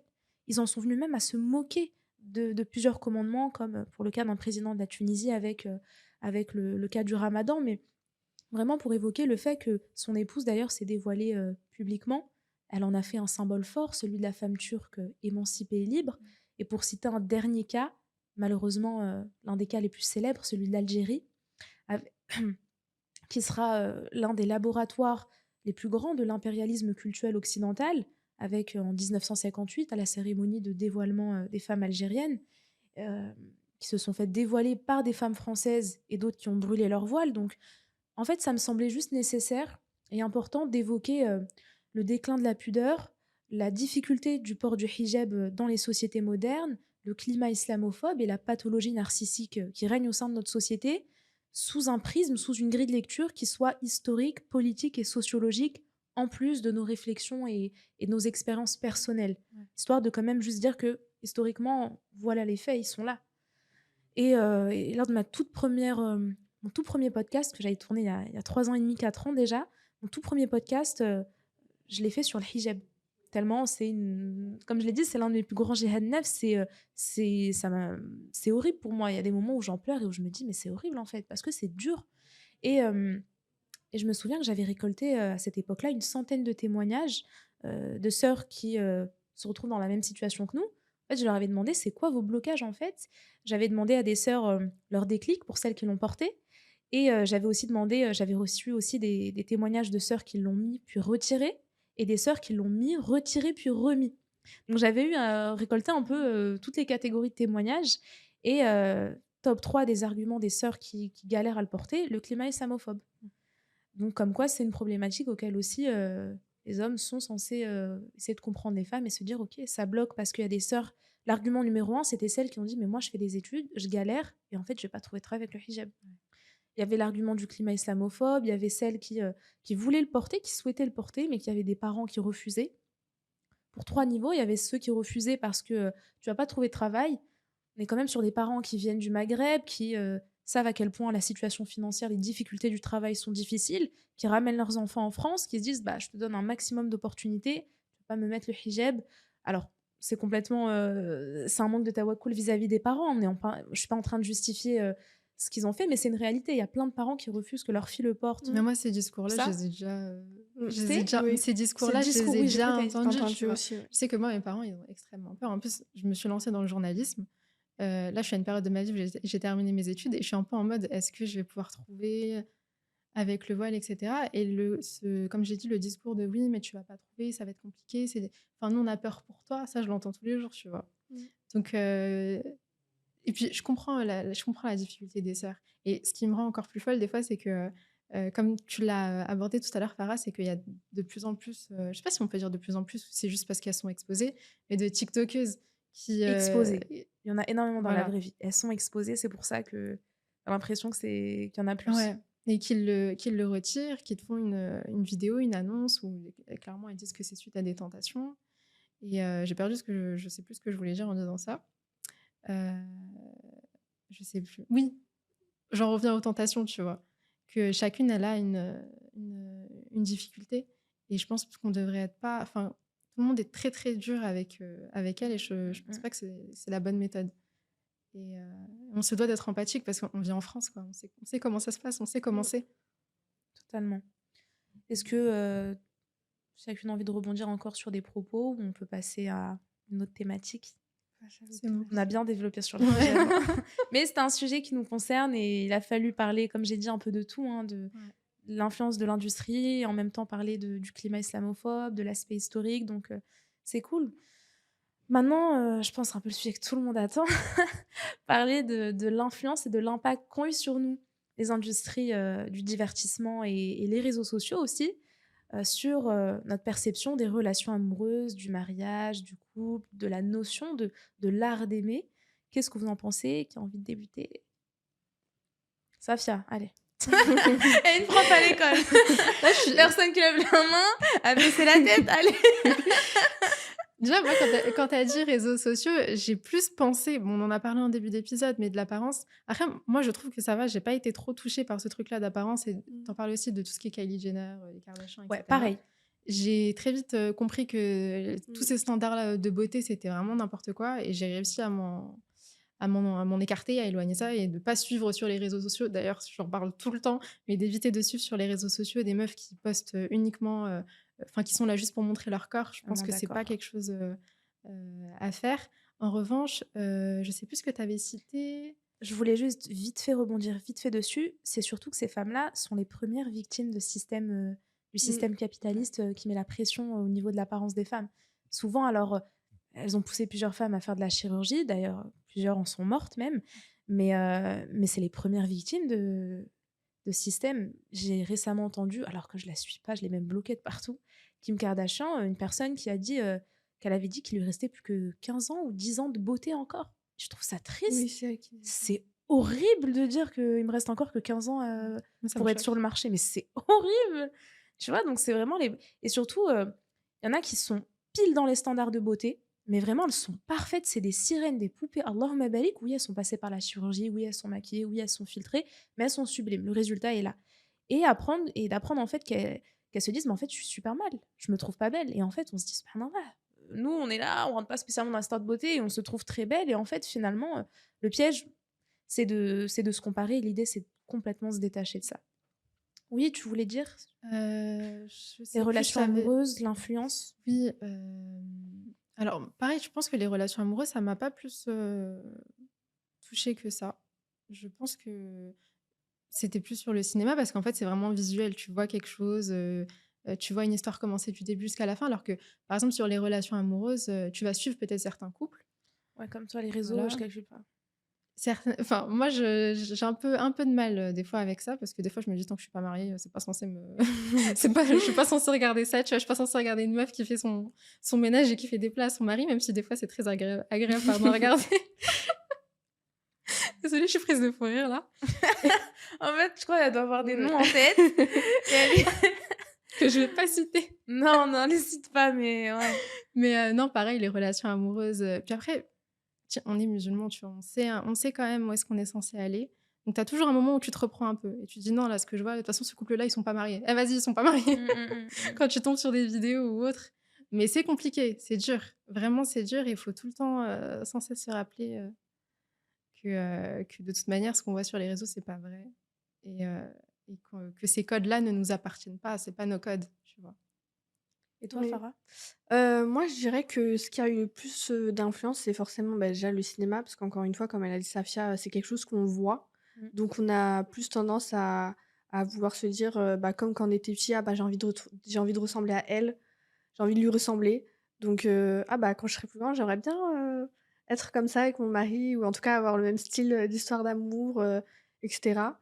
Mais oui, après sinon pas plus que ça, dans le sens où il y avait aussi, beaucoup les livres. Moi, je suis quelqu'un qui lit beaucoup et donc après voilà, encore une fois, c'est vis-à-vis du contexte et de chacun, comment on est, comment est-ce qu'on peut s'identifier et cetera. Les livres, en plus, c'est un peu plus dans la tête, donc tu peux, Mm. un peu plus moduler, on va dire, vis-à-vis, de ce que tu lis et voilà. Franchement, après, malheureusement et heureusement d'un côté, on a toujours cette chose à double tranchant où on peut avoir un impact, super positif comme, super négatif. Parce que forcément quand on est sur TikTok et qu'on voit des couples, pas mariés toute la journée, tu te dis: «Ah bah, en fait, qu'est-ce qui m'empêche de moi faire la même chose?» qui Mm. est enfin, pourquoi est-ce que, moi aussi demain je peux pas me lancer sur TikTok, je trouve un mec, enfin voilà. Mais en fin de compte, faut toujours aller, plus loin et se dire que, déjà c'est pas les enseignements, qu'on a nous, à suivre. Mais, au-delà de ça, en fait, ce que je veux dire dans ce sens-là, c'est qu'on n'est même pas censé être exposé vis-à-vis de ça. Parce que forcément après, nous, ça nous impacte. On s'en rend pas forcément compte en plus, mais, à force de regarder ça toute la journée, ça peut vite rentrer dans la tête comme, Kylie Jenner, Kim Kardashian et cetera. Moi, encore une fois, alhamdoulilah, j'ai pas été, impactée en fait, par rapport à ça. Je me suis jamais dit: «Ah non, je ressemble pas à Kylie Jenner, je vais mourir» ou autre, mais je sais que ces personnes-là, elles ont entre guillemets un Je vais peu, mourir. mais c'est vrai! Pour rire, je peux plus me Mais retenir. non, mais c'est vrai parce Alors, vas-y, j'ai qu'en trouvé un vrai mec. non, C'était mais trop pour franchement, moi. c'est vrai. Il y a des personnes qui pour moi, c'est des gens qui ont du sang sur les mains, quoi. Ah oui, oui. Enfin, je sais pas comment Ouais, je vois ce que expliquer, tu veux dire. mais, quand tu vois, certaines femmes, complexées à cause de Kylie Jenner, alors qu'elle-même, encore une fois, elle a été victime de ça, donc elle-même a dû faire, je ne sais combien de chirurgies esthétiques et cetera. Bah, voilà quoi, enfin, tu te demandes, pourquoi? Pourquoi tout ça? Et surtout, moi ce qui en fait, «j'en veux» entre guillemets un peu à toutes ces femmes, même si j'ai pas été impactée, j'en veux à ces femmes parce qu'en plus de ça, elles ont quand même réussi à reprendre des standards de beauté maghrébins ou en tout cas du Moyen-Orient, donc des choses en fait qui Ouais. font que nous, automatiquement, on On ressemble s'identifie plus à beaucoup Zara plus à Larsson. elles. C'est ça. Des fois, oui, hein, c'est effrayant. Et Mais c'est le maquillage, tu sais, c'est le charbon, Krull, charbon un oui, peu comme Heifa, tu vois? c'est ça. Kim, c'était vraiment sa DA à un Oui, moment. et même quand tu regardes des photos d'elle un peu plus jeune, Kim Kardashian, on pourrait se dire que c'est une arabe, quoi. Alors que, Après, tu son côté, oui, arménienne qui fait Ah arménienne, oui, oui, que oui, Jardin, ouais, c'est oui, ça. oui, c'est et vrai. je trouve que son côté arménienne, on le voit davantage quand elle était jeune Quand elle était jeune que que quand maintenant, maintenant. oui. Ouais. Mais du coup, c'est pour ça que j'en veux encore plus, on va dire, à ces femmes-là, pardon, parce que justement, nous, on se projette beaucoup plus sur elles et voilà, et même encore, certains mouvements sur TikTok, le latina make-up ou autres, font que nous, en fait, on se rend on Tranquille, tranquille. C'est totalement ma DA, mais je tranquille. sais que t'aimes bien ça! C'est vrai qu'elle a fait Mais j'adore ça! j'adore ça. c'est que moi Et l'influence Vixen années 2000 mais et j latina, oui! je peux mourir. Mais Du j'adore coup, ça, et sauf que du coup, nous, bah, on s'approprie un peu plus le truc et c'est plus facile de sombrer, on va dire, bah, dans ces dérives-là de mmh. l'apparence ou tu vois? Même si demain tu te dis: «Bon, bah, j'ai envie de porter le voile», encore une fois, bah, on peut te faire des remarques sur: «Oui, mais tu portes le voile, mais tu te maquilles beaucoup» ou autre, ou même parfois, moi qui me maquille beaucoup et je ne porte même pas le voile, on m'arrête dans la rue pour me dire, «C'est quoi ce que vous avez sur les joues là?» Juste pour me dire que tu mets un peu beaucoup de Sur le blush. blush, Mais, ouais. la prochaine fois, je pense, je vais répondre que je suis malade, un truc comme ça ça casse le truc. Mais, même en fait, en étant déjà en étant femme, en fait, ce que je veux dire, c'est qu'on a déjà des choses qui sont compliquées à gérer au niveau de l'apparence. Alors si, en plus, on a toutes ces influences-là et tous ces facteurs-là, sans compter l'opinion publique et l'avis des gens, qui parfois, l'ouvrent alors qu'on leur a rien demandé, clairement, bah, c'est assez compliqué de gérer. Mais Moi, je dis-toi pardon, vas-y, ça fait moi, je trouve que c'est parce qu'on n'a pas de en fait, on a eu des modèles, entre guillemets, des modèles, de toutes ces stars, américaines, hollywoodiennes et cetera. Mais de l'autre côté, est-ce qu'on a des modèles de femmes voilées? Moi, c'est la question que je me Non. pose. Je pourrais citer aucune femme voilée que je trouve incroyable, où je me dis: «Non, ouais, j'ai trop envie de mettre mon voile comme elle, j'ai envie d'avoir la même abaya qu'elle». Peut-être que ça se crée au fur et à mesure avec, sur TikTok où tu as certaines femmes voilées qui montrent leur quotidien, comment elles se maquillent, les tutos voiles et cetera. Mais parce qu'on n'a pas de modèle, donc on n'a pas été inspiré de ce côté-là, je trouve. Peut-être aussi parce qu'on vit en France et qu'il y a pas ça, tout ouais, aussi. simplement. Mais moi, je veux rebondir sur ce que tu dis. Déjà, on n'a pas de modèle et en plus de ça, j'ai l'impression qu'on, «soumet» entre guillemets la femme voilée à ça. Dans le sens où, demain, ça va être l'anniversaire de ma copine voilée, bah, je vais lui acheter un bouquet de voiles. Ah Mais oui. en fait, les femmes voilées restent des femmes. Elles ont des discussions comme tout le monde ou par exemple, sur Twitter, tu vas souvent avoir, la vidéo d'une femme, voilée qui fait, de la trottinette électrique dans Paris, ou qui, est sur un scooter comme si en fait, elles devaient cesser de vivre et elles étaient, réduites qu'à leur voile. Alors que justement, c'est beaucoup plus que ça et encore une fois, c'est là où tu vois en fait finalement que tout ce que les gens disent et cetera ont une vraie influence parce que bon, certes, il faut s'en détacher dans le sens où il faut pas justement, rester, comment dire? Enfin, appliquer, on va dire, ce que les gens nous disent. Il faut pas forcément le prendre pour soi, il faut prendre du recul, mais il faut aussi, se dire que, bah, malgré tout, ça reste là et même si c'est des mots et que bon, on les survole assez rapidement, ça reste des choses qui sont inscrites, même dans l'inconscient. Je pense que certaines, femmes font même pas exprès d'acheter des bouquets de voiles, à leurs, copines voilées. C'est juste qu'elles se disent: «Bon, bah, qu'est-ce que je peux acheter? Je vois pas autre chose», parce que justement, on n'a pas ce truc un peu plus ouvert, en fait, à ce niveau-là, je trouve. Ouais. Et je sais que moi, par exemple, ce truc-là d'être réduite à une femme voilée, c'est Mmh. une de mes plus grandes peurs, hein. C'est ça. J'ai pas envie que les gens se disent: «Safia voile». Non, je suis bien plus que ça. Ça, c'est Oui. juste, une obligation et puis bon, bah, ça se voit donc voilà, les gens font une fixette dessus. Mais on est bien plus que ça. Enfin, tu es déterminée par plein d'autres choses dans cette vie ici-bas. Il y a pas que ton voile qui importe. Certes, C'est génial, c'est on est repartir sur le hijab et Mmh. l'apparence tout à l'heure, je vois, Voilà. vous avez fait tout à l'heure: «Non, on a fini» et on a débité alors que il y a c'était les tellement de choses relations, à mais dire. Mmh. Non, mais je pense mmh. que j'ai fait le tour sur la question du hijab. C'est effrayant. Non, mais c'est comme pour l'apparence, vite fait pour rebondir dessus. Tu vois, sur les réseaux, des personnes mettre le avant-après d'actrices des années 60. On parlait vraiment des hit girls, les femmes qui étaient l'équivalent de Marilyn Monroe Et quand ils mettent le fait qu'aujourd'hui les vieilles disent ah mais c'est quoi ça, bah c'est la vieillesse, enfin c'est le principe de la vieillesse, tu veux quoi. Mmh. Et puis de toute façon pour revenir sur les commentaires des gens, moi je pars d'un constat très simple, un commentaire négatif c'est le reflet de l'âme de la personne. Jamais de ma vie j'ai laissé un commentaire humiliant, négatif sous le vidéo d'une personne, même quand j'étais pas un personnage public. C'est évident de passer son chemin. Donc en fait, il faut vraiment se dire que c'est des personnes qui sont tellement frustrées dans leur vie que elles ressentent le besoin d'aller t'humilier comme ça publiquement, face à face, ou et encore plus facilement avec les réseaux sociaux, surtout avec les photos de profil quand on les voit pas.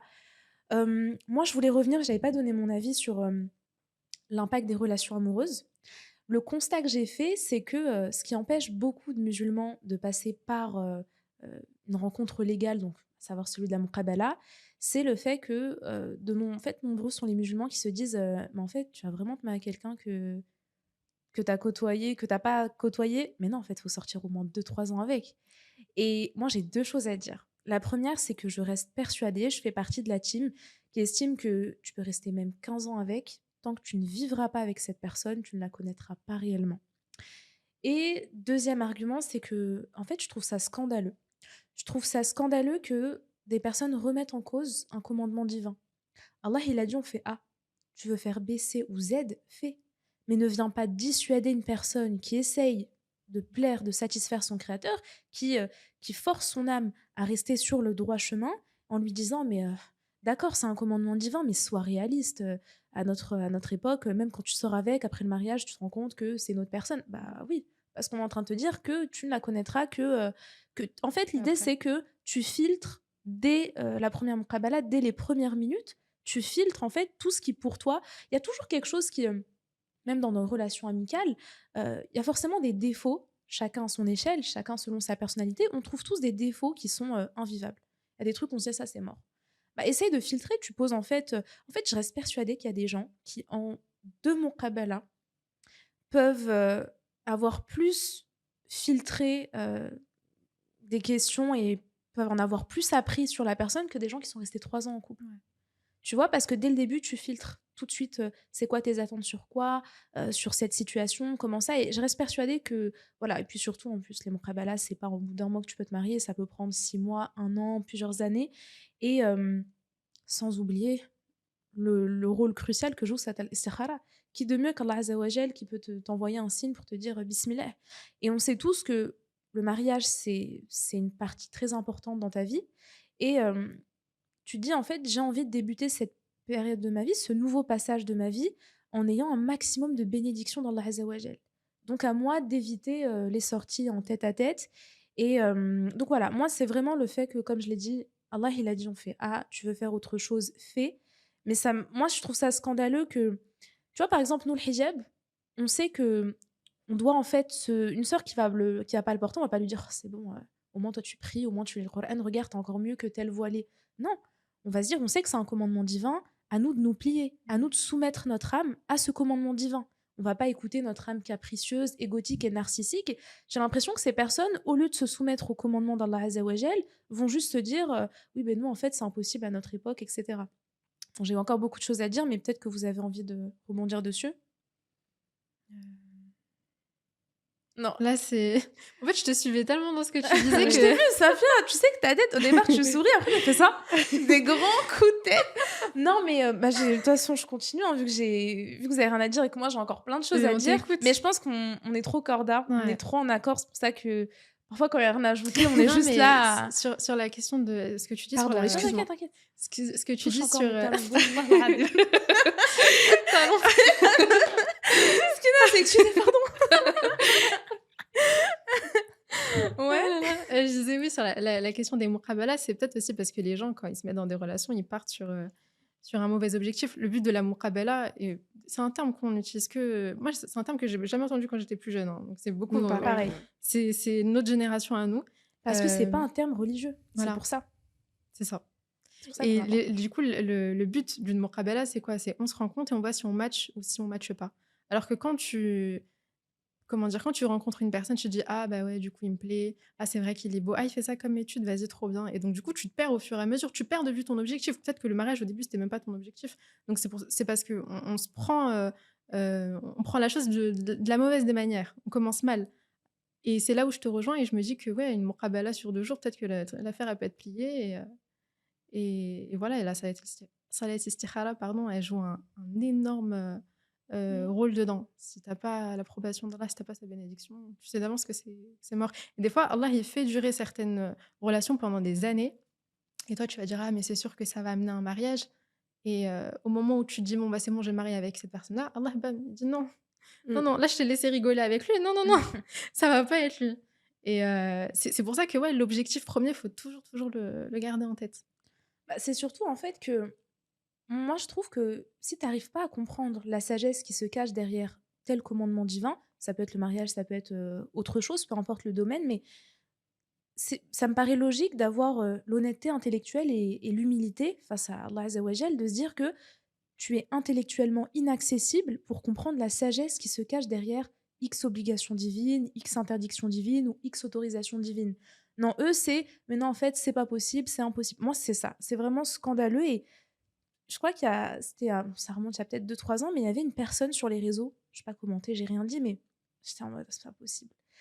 Et en fait, c'est le genre de personne qui allait, par exemple, on va dire, il y a une personne qui va faire que des muqabala et qui va se marier. On va dire, tu as fait 5-6 mois de muqabala et tu te maries. Et au bout de 3 mois, 2-3 mois, tu te divorces. Ces personnes vont remettre ça sur Mmh. le cadre. Mais tu vois, je t'avais dit de sortir avec au moins 2-3 ans et ensuite de te marier. Mais tu as voulu faire la muqabala. Et en fait, on est sur des personnes qui sont musulmanes. Là, tu es en train de remettre en cause un commandement divin. C'est ça où je te dis que elle est où l'honnêteté intellectuelle et elle est où frère, je vais y arriver. L'humilité, en fait, c'est de se dire que même si tu n'arrives pas à voir la sagesse, déjà, il y a une sagesse, pour moi, tout est dans les livres, tout est auprès des chouyours et des imams et des instituts en sciences islamiques, c'est que ces personnes ne sont pas allées chercher l'information pour essayer de comprendre qu'est-ce qui bloque au niveau de leur raison. Et au pire des cas, tu te dis juste que tu es intellectuellement inaccessible pour comprendre cette sagesse, parce que tu as beau avoir une raison, tu restes un être humain, donc tu restes limité face à la grandeur et à la sagesse d'Allah Azzawajal. Euh, je sais pas si Sfara Oui, t'en moi, je trouve ça en fait, j'allais dire que moi, Bah, je parle frère. Non, je rigole. tu veux que je me Non, mette mais à je pleurer savais devant pas, toi? ouais, tu me regardais comme ça, je me disais: «OK, je dois Non, enchaîner».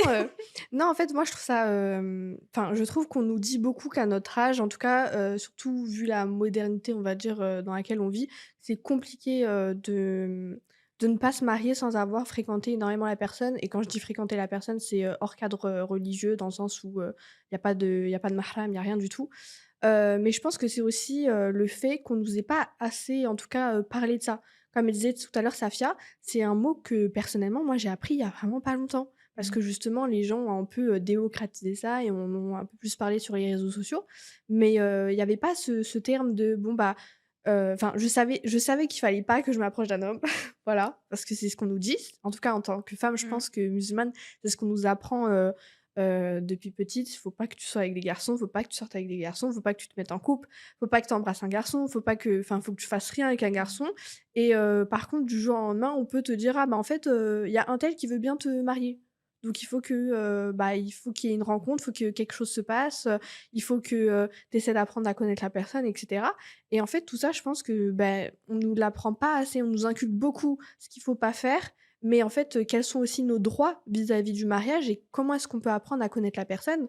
Parce qu'en tout cas, je sais que dans les pays, maghrébins, mais aussi dans les pays du Moyen-Orient, par rapport à la culture, déjà, il y a une grosse part de ça, mais il y a aussi une grosse part de la religion. On doit, pouvoir rencontrer, un homme, en étant entouré de plusieurs mahrams et de pouvoir discuter, de pouvoir apprendre à se connaître, comment est-ce que les familles vont procéder, comment est-ce que ça se passe, en fait, tout ça? Parce qu'il y a vraiment de vrais rituels, à ce niveau-là, en tout cas. Et ça, on nous l'inculque pas assez, je dirais. Donc même nous, en fait, en tant que femmes, maintenant, aujourd'hui, en tout cas, qui vivons en France et ou même en Occident, on a moins ce truc de se dire: «Ah bah, si je veux fréquenter telle personne, il faut d'abord que je passe par ça, pour le faire, dans un cadre, bien, enfin en tout cas, bien vu religieusement déjà par rapport à Allah Azawajal et aussi, même par rapport à nous et à notre foi et à nos limites à nous aussi. Moi, je Non, voulais non, pas je hoche la ouais, tête parce que je te rejoins dans ce que tu dis. Mmh. Tu peux y aller. moi, je voulais, revenir sur le fait que dans le livre, du sociologue Mohamed Oudihad, je l'ai déjà reçu dans mon émission, c'est l'émission numéro 2 sur le féminisme islamique. J'ai eu l'occasion, alhamdoulilah, de la voir. Et Bon, il est sociologue de formation, mais machallah, il a 4 masters, il est docteur, enfin bref. Et il a écrit, il a une dizaine d'ouvrages, et parmi ses livres, il a un livre qui s'intitule Vers un célibat forcé pour tous. Donc, il a mené une enquête et une étude sociologique sur la question du célibat au sein de la communauté musulmane.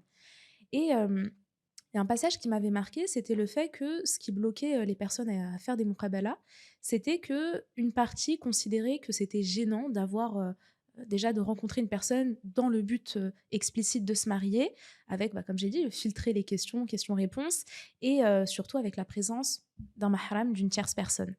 Et il y avait une deuxième partie qui estimait que c'était ce qui les dérangeait, c'était le côté pôle emploi du mariage. Le fait de passer par une organisation, une mosquée ou une association, et de dire bon bah je cherche quelqu'un pour me marier, c'était vraiment le côté, c'était leur mot, le pôle emploi du mariage. Et ce qui était aussi intéressant, c'était que pour les hommes, c'était une atteinte à leur virilité, parce qu'ils ressentaient le besoin d'aller eux-mêmes, alors pas draguer, mais au moins d'eux-mêmes aller en fait prouver qu'ils n'avaient pas besoin, dès qu'une femme les intéresse, ils avaient ce besoin de démontrer qu'ils n'ont pas besoin en fait d'être assistés comme des petits garçons, ce qui s'entend. Et du côté des femmes, les rencontres organisées cassent le mythe de la rencontre romantique. Et en fait, que ce soit au niveau des hommes ou des femmes, et peu importe le sexe, donc homme-femme, peu importe l'origine, peu importe la profession de ces personnes, et peu importe leur situation socio-économique, ce qui ressortait de tous ces témoignages, c'était que les personnes trouvaient que c'était extrêmement humiliant et dévalorisant, parce que ça donnait l'impression qu'ils n'ont pas réussi à trouver par eux-mêmes leur partenaire de vie.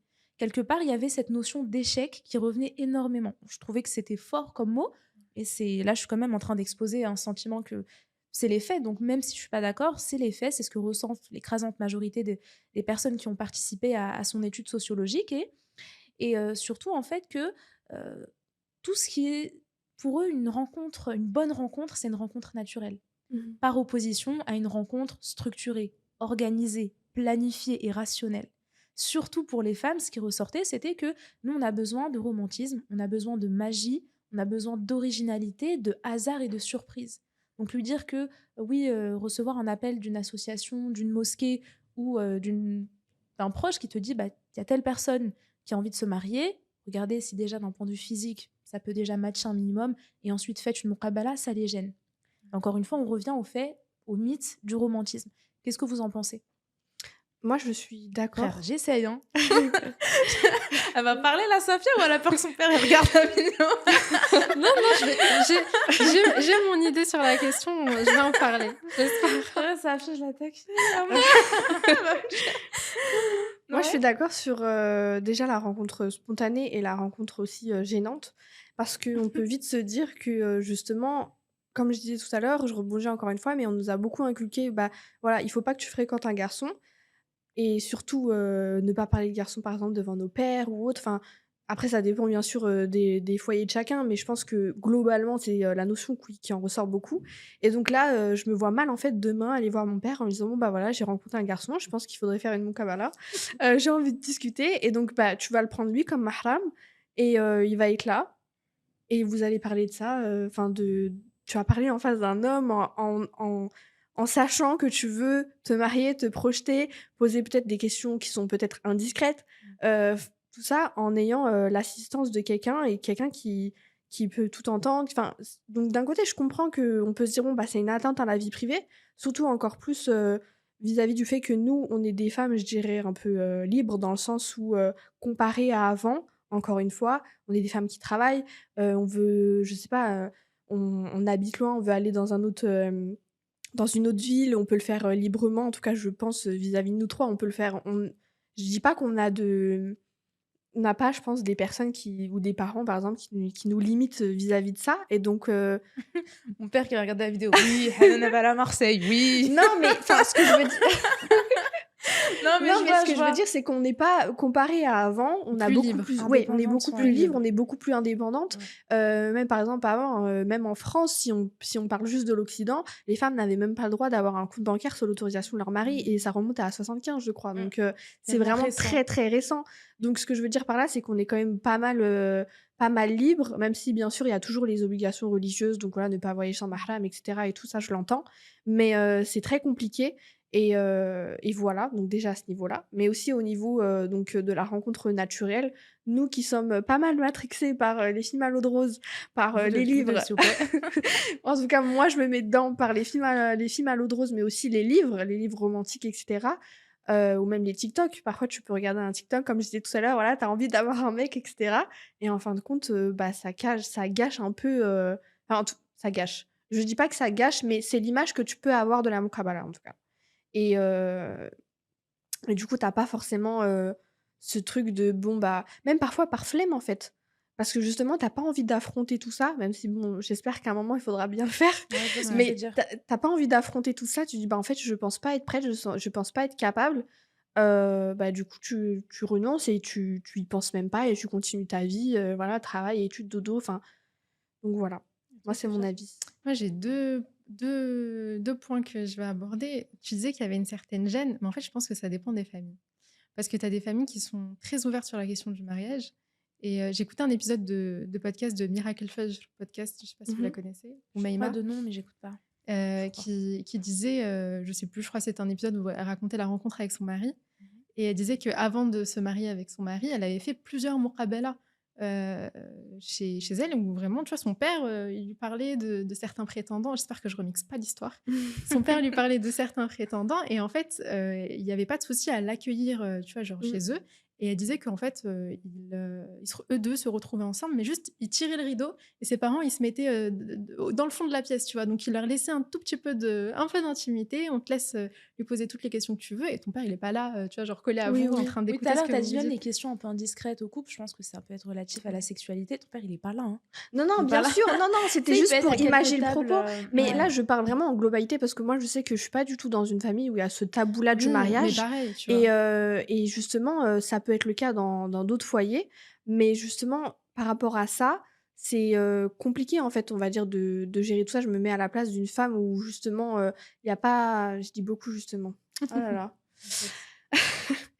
Je disais, donc moi j'ai pas ce problème-là chez moi avec mes parents, et cetera. Il y a pas ce tabou-là autour du mariage, justement, on en parle assez ouvertement, et cetera. Et je pense que c'est important parce qu'on est dans notre droit aussi, nous, religieusement, et cetera. C'est important de pas avoir de tabou et de pudeur par rapport à ça. La religion elle-même le dit, parce que parfois on a tendance à poser des tabous là où il y en a pas, selon moi, vis-à-vis de la culture, et cetera. Enfin bref, d'autres facteurs, ça c'est une autre histoire encore. Mais c'est assez compliqué, je pense, dans d'autres foyers où justement encore on va te dire: «Bah non, il faut pas que tu approches un homme» et tu peux pas, on va dire libérer quelqu'un de ce Mm. poids-là alors que toute son enfance justement, imaginons, on disait qu'à l'enfance, il y avait beaucoup d'influences et de choses qui faisaient la personne, que tu étais aujourd'hui religieusement et même, ailleurs. Mais ouais, voilà, Et moi, pour moi, je te rejoins sur un. Je suis d'accord avec toi, Farah. Tout à l'heure, tu disais qu'il y avait aussi cette envie-là de romantisme, de rencontrer la personne d'une manière naturelle. Et, euh, et je me dis que des fois, peut-être que c'est aussi un manque de tawakkul, de se dire que les choses, elles peuvent être déjà de une romantique après le mariage. Mhm. Et que Totalement. dans tous les cas, si Allah il a décrété que tu vas rencontrer ton mari dans une muqabala, tu vas rencontrer ton mari mmh, lors d'une muqabala, tu vois. On peut pas tous être romantique ou. Je pense que ouais, non, Ah, ça la nous façon que ça concerne pas force. tous. C'est pas comment conclure. la fatalité, Tu sais, on a un stade, on est à plus d'une heure, on a un stade où je l'affiche, c'est bon. la fatalité. Depuis, elle faisait ça. Non, mais là, On a un stade où... j'avais en tête la phrase, je sais plus d'où est-ce que ça sort, mais pareil, dans un film où une meuf a dit en anglais, mais en français ça donne, ouais, on peut pas tous vouloir être romantique. Il y a des gens qui n'auront pas de romantisme dans leur vie avant le mariage, etc. Mais ça va peut-être venir après, tu vois. Si, comme je l'ai dit, il a décrété que tu vas te marier avec cette personne que tu as rencontrée lors d'une marabala, ça va se faire. Pour revenir rapidement sur le... Alors, ferme-la. Je dis rien. Non, mais tu veux prendre la parole, vas-y. Le moi, podcast j'allais est à rebondir 3, dessus. excuse-moi, j'avais oublié. Le podcast est à 3, excuse-moi, j'avais oublié. Non, t'inquiète. Tu peux, je rebondirai après. Non, non, t'inquiète, vas-y. Ok. C'est mieux. Non, non, je rigole. Mais pour revenir sur le romantisme, en fait, le romantisme n'influence pas que le type d'homme ou de femme qu'on doit rencontrer, mais influence aussi le type d'émotion qu'on doit ressentir et le type de communication qu'on doit pratiquer. Ça, c'était un passage qui m'avait marqué dans le livre. Alors, c'était pas dans le livre du célibat de Mohamed Oudihat, mais c'est dans son livre L'amour, ce que l'islam a d'essentiel à dire sur notre temps. Il a beaucoup développé la notion de apprendre, il a appelé ça l'art d'aimer.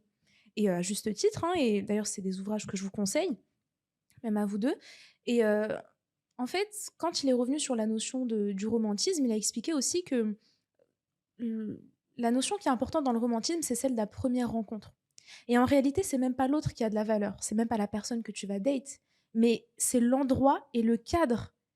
Et en vrai, quand tu prends du recul, tu te dis, mais peu importe même le physique de la personne, même si elle ne te plaît pas, si le cadre dans lequel il y a cette rencontre, dans le cas où il n'y a pas de muqabala et on part sur quelque chose de non islamique, mais ça va être le cadre. Si par exemple, alors il y a de tout, il y a des personnes, ça va être une personne qui va leur ramener, qui va les chercher après le travail et lui dire, bah, je t'ai ramené des fleurs, des pizzas et on va se poser au bord de la mer pour ceux qui ne sont pas d'Île-de-France. et, et pour nous, ça peut être tu sais, devant un lac, devant un joli monument, devant la Tour Eiffel. Et ça va être vraiment le cadre, ça va être les petites intentions que la personne va te faire. Donc, c'est tout ce qui te renvoie à du romantisme. Et ça a beaucoup plus de valeur que la personne en question. Autre chose, justement pour revenir sur le blocage des muqabala, c'est le fait que les personnes qui sont animées par cette idée d'amour romantique, forcément, elles vont être réticentes et elles vont rejeter l'idée de faire une muqabala. L'idée de se rencontrer dans un but explicite, de se marier, et en plus avec la présence du mahram de la femme que tu veux marier, voilà, ou de la sœur qui va ramener son père, son frère. Et, euh, et surtout que, je ne sais pas si vous avez remarqué, mais les gens font souvent l'amalgame entre mariage forcé et mariage arrangé. Mmh. Et ça, cette confusion, en fait, elle marque le signe d'une époque qui est allergique à toute forme de médiation sociale et morale. C'est ce que Mohamed Oudihat avait relevé dans son livre, et franchement, ça a fait écho en moi. Alors moi, je m'identifiais pas à ses propos, parce que je suis pas du tout fermée au Kabbalah et je suis complètement déconstruite sur l'idée de l'amour romantique, mais je me disais, il y a plein de personnes qui sont dans cette situation, et plein de personnes, en fait, qui sont partagées, qui sont tiraillées entre les codes occidentaux modernes. À ça, on vient y ajouter les codes traditionnels et on vient à ça encore y ajouter les codes islamiques.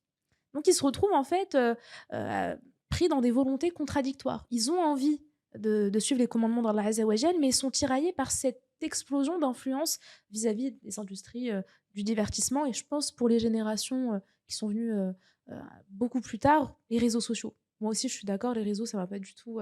J'ai pas eu d'influence avec ça. C'est vraiment le film, les clips musicaux. Je sais pas si vous avez envie de rebondir dessus ou si on passe aussi à Peut-être juste rapidement sur la question des mariages arrangés. Bon, après, moi, je traîne un peu beaucoup sur TikTok. Mais des fois, tu as des TikTokers qui disent est-ce qu'on peut revenir à l'époque des mariages arrangés. tellement drôle, j'ai l'impression- tellement drôle. Les gens, tu sais, ils sont épuisés. Il y en a marre. Mais j'ai l'impression qu'il y a, ouais, il y a eu une tendance, et peut-être encore aujourd'hui, parce que j'en vois encore aujourd'hui, j'ai vu un TikTok hier sur ça. Mais ouais, est-ce qu'on peut revenir C'est à, bien, Théma, à- c'est pour toi. On sait au moins que regarde que ça. à l'époque des mariages arrangés, parce que d'une certaine manière, ça te soulage aussi de tout un process qui est relou. Voilà. Mohamed disait dans son livre qu'il y a une certaine... justement, il reprochait aux parents d'avoir complètement lâché prise et d'avoir abandonné à un certain âge le soutien émotionnel et psychologique de trouver un partenaire de vie. Et c'était trop drôle quand il disait que, wesh, à une époque, c'était un sport national. Qu'est-ce qui se passe maintenant? Oui, c'est ça. Et les parents, C'est ils ont vrai. tous lâché. Mais après, il avait donné aussi plusieurs arguments sociologiques qui étaient super intéressants, comme le fait que les parents aussi, ils ont subi déjà, en venant en France, ils se retrouvent avec leur famille, leur groupe d'amis déjà qui... En fait, ils ont subi un premier choc, vous savez, la volonté de la société moderne d'avoir éclaté la famille élargie pour ne créer que des foyers nucléaires, donc des ménages comme ça avec nos parents, nos frères et sœurs, et en plus, à l'avenir, avec la volonté de faire exploser les foyers nucléaires pour ne créer que des individus qui vivent dans le même foyer. Mais je trouvais que c'était super intéressant d'avoir développé cette notion. Bon, c'est des notions et des points que j'ai bien développés dans mon podcast sur... j'ai fait 2 podcasts sur l'amour, je sais pas si tu te souviens. J'ai fait un podcast qui s'intitule L'art d'aimer. Et j'ai fait un podcast, alors celui-là, là, les gens l'ont kiffé, il s'intitule Le célibat entre souffrance et liberté. Et beaucoup l'ont apprécié. Et c'est là où j'ai dit, ah ouais, eux là, quand ça parle d'amour, ils écoutent plus que quand je parle de l'adoration d'Allah Azza wa Jal. Non, mais en tout cas, en tout cas, ce qui ressort vraiment des livres de Mohamed Oudihat et même du constat que je fais sur les réseaux, c'est que la quête de l'amour au sens moderne, donc la quête de l'amour non islamique, est en train de nous conduire massivement, nous musulmans, vers une frustration chronique et vers un célibat de masse. Donc là, il y a aussi de plus en plus cette volonté où les gens se disent à moi aussi de prendre, de faire les démarches pour, même si c'est gênant, mais tu seras obligé d'y passer, même si tu retardes la situation, de passer par la muqabala. Est-ce que vous avez envie de revenir dessus, Oui, je rebondir? disais que, bah, pour moi, la culture aussi, elle a un gros, impact aussi, à ce niveau-là.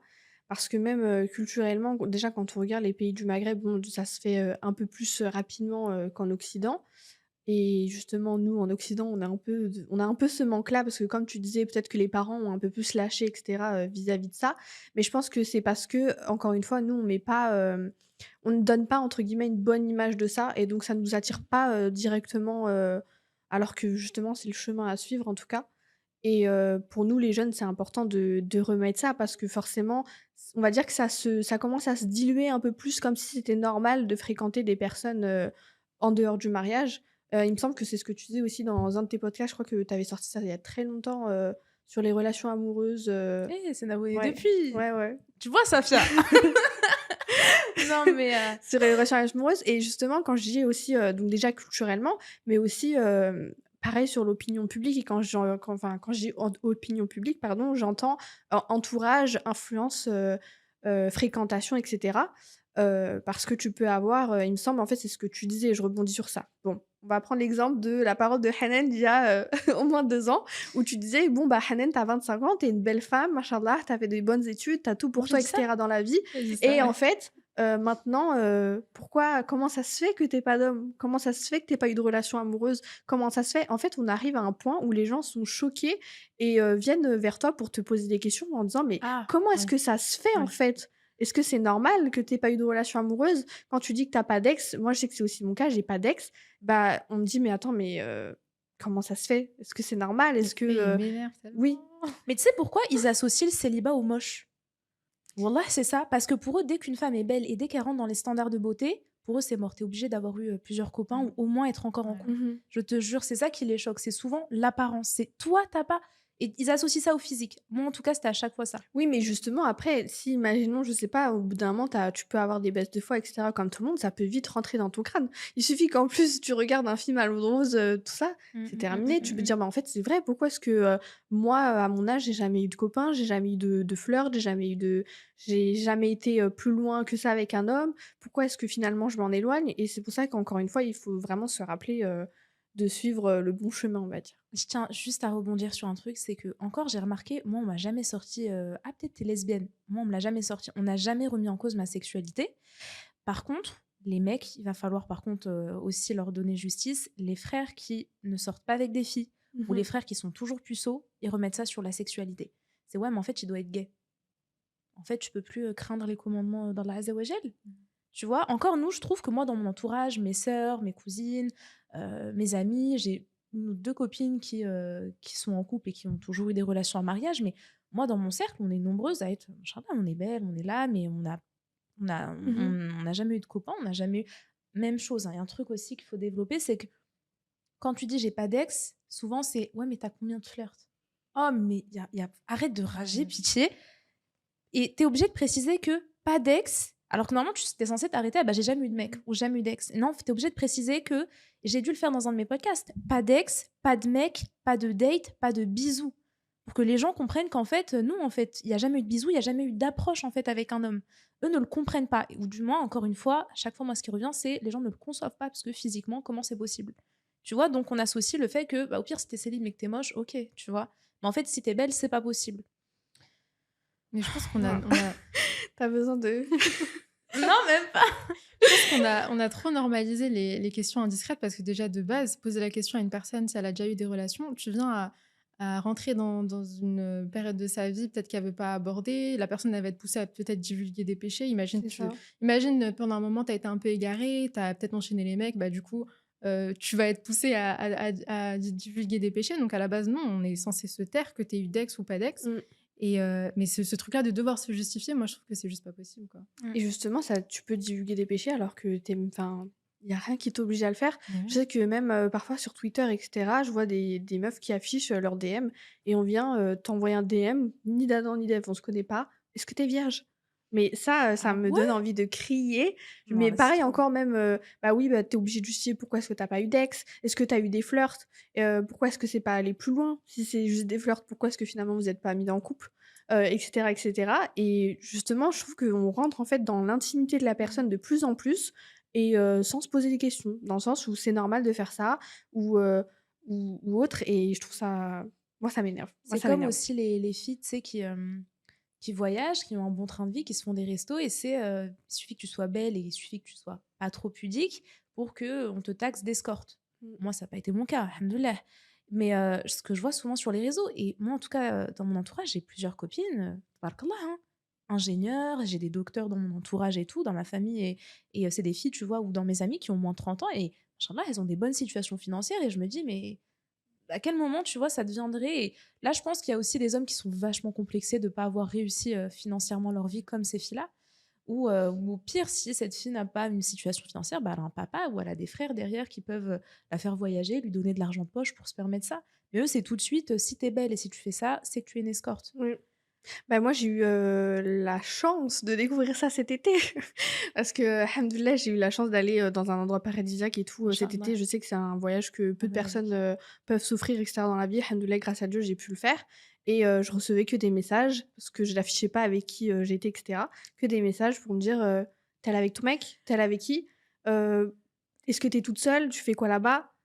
Et vraiment des questions, Et et tu même parfois des gens de mon entourage et ça m'a tellement énervée. Tu répondais quoi, à ces Bah, personnes? je répondais que: «Haha», en mode, «Tu sauras pas», vraiment en fait, bah, l'autre, non, mais je suis ah désolée, ah! mais non, mais parce qu'en plus, je savais que j'avais rien à me reprocher déjà, Oui. Ouais, c'est ça, alhamdoulilah quand tu sais. et en plus de ça, beh, juste pour le fait de m'avoir posé la question, j'ai pas envie de te donner la réponse. Parce que comment C'est c'est tellement posé non, mais je discret. suis désolée parce que comment c'est Mais posé, c'est vicieux. Mmh, mmh, c'est ouais, mmh, mmh. ça sous-entend que, j'ai besoin d'un homme déjà pour faire ça ou, que, je suis en train de le faire, pour de mauvaises intentions ou en faisant, quelque chose enfin, il y a quelque chose qui cache, on va dire cette belle partie, de ma vie ou enfin voilà, que des choses, sous-entendues et moi je ça m'énerve. Déjà, j'aime pas qu'on le fait qu'on me pose des questions sur ma vie, mais alors en plus quand ça sous-entend quelque chose, non, je répondais pas. Mais moi, je trouve que c'est que pour les femmes maghrébines, hein, parce que les femmes blanches, il y a personne qui va se dire: «Ah mon Mmh. Dieu, peut-être qu'elle est avec un homme», je sais pas quoi, non. C'est que les femmes maghrébines. Après en plus, à cette heure-ci, peut-être que tu es même pas musulmane, tu vois?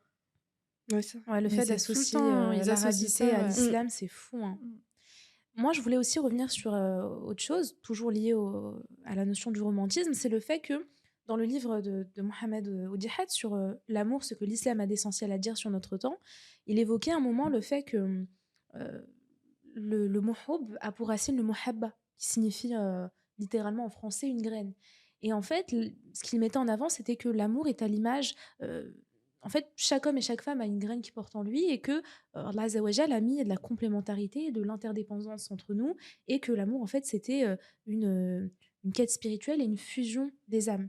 Même Al-Ghazali, dans son livre sur le mariage, évoquait le fait que le mot «aqd» se dit, le fait de faire un nœud et que, bah, quand on se marie, en fait, c'est une fusion entre 2 âmes et c'est le fait de nouer 2 âmes Mmh pour mh. n'en créer qu'une seule.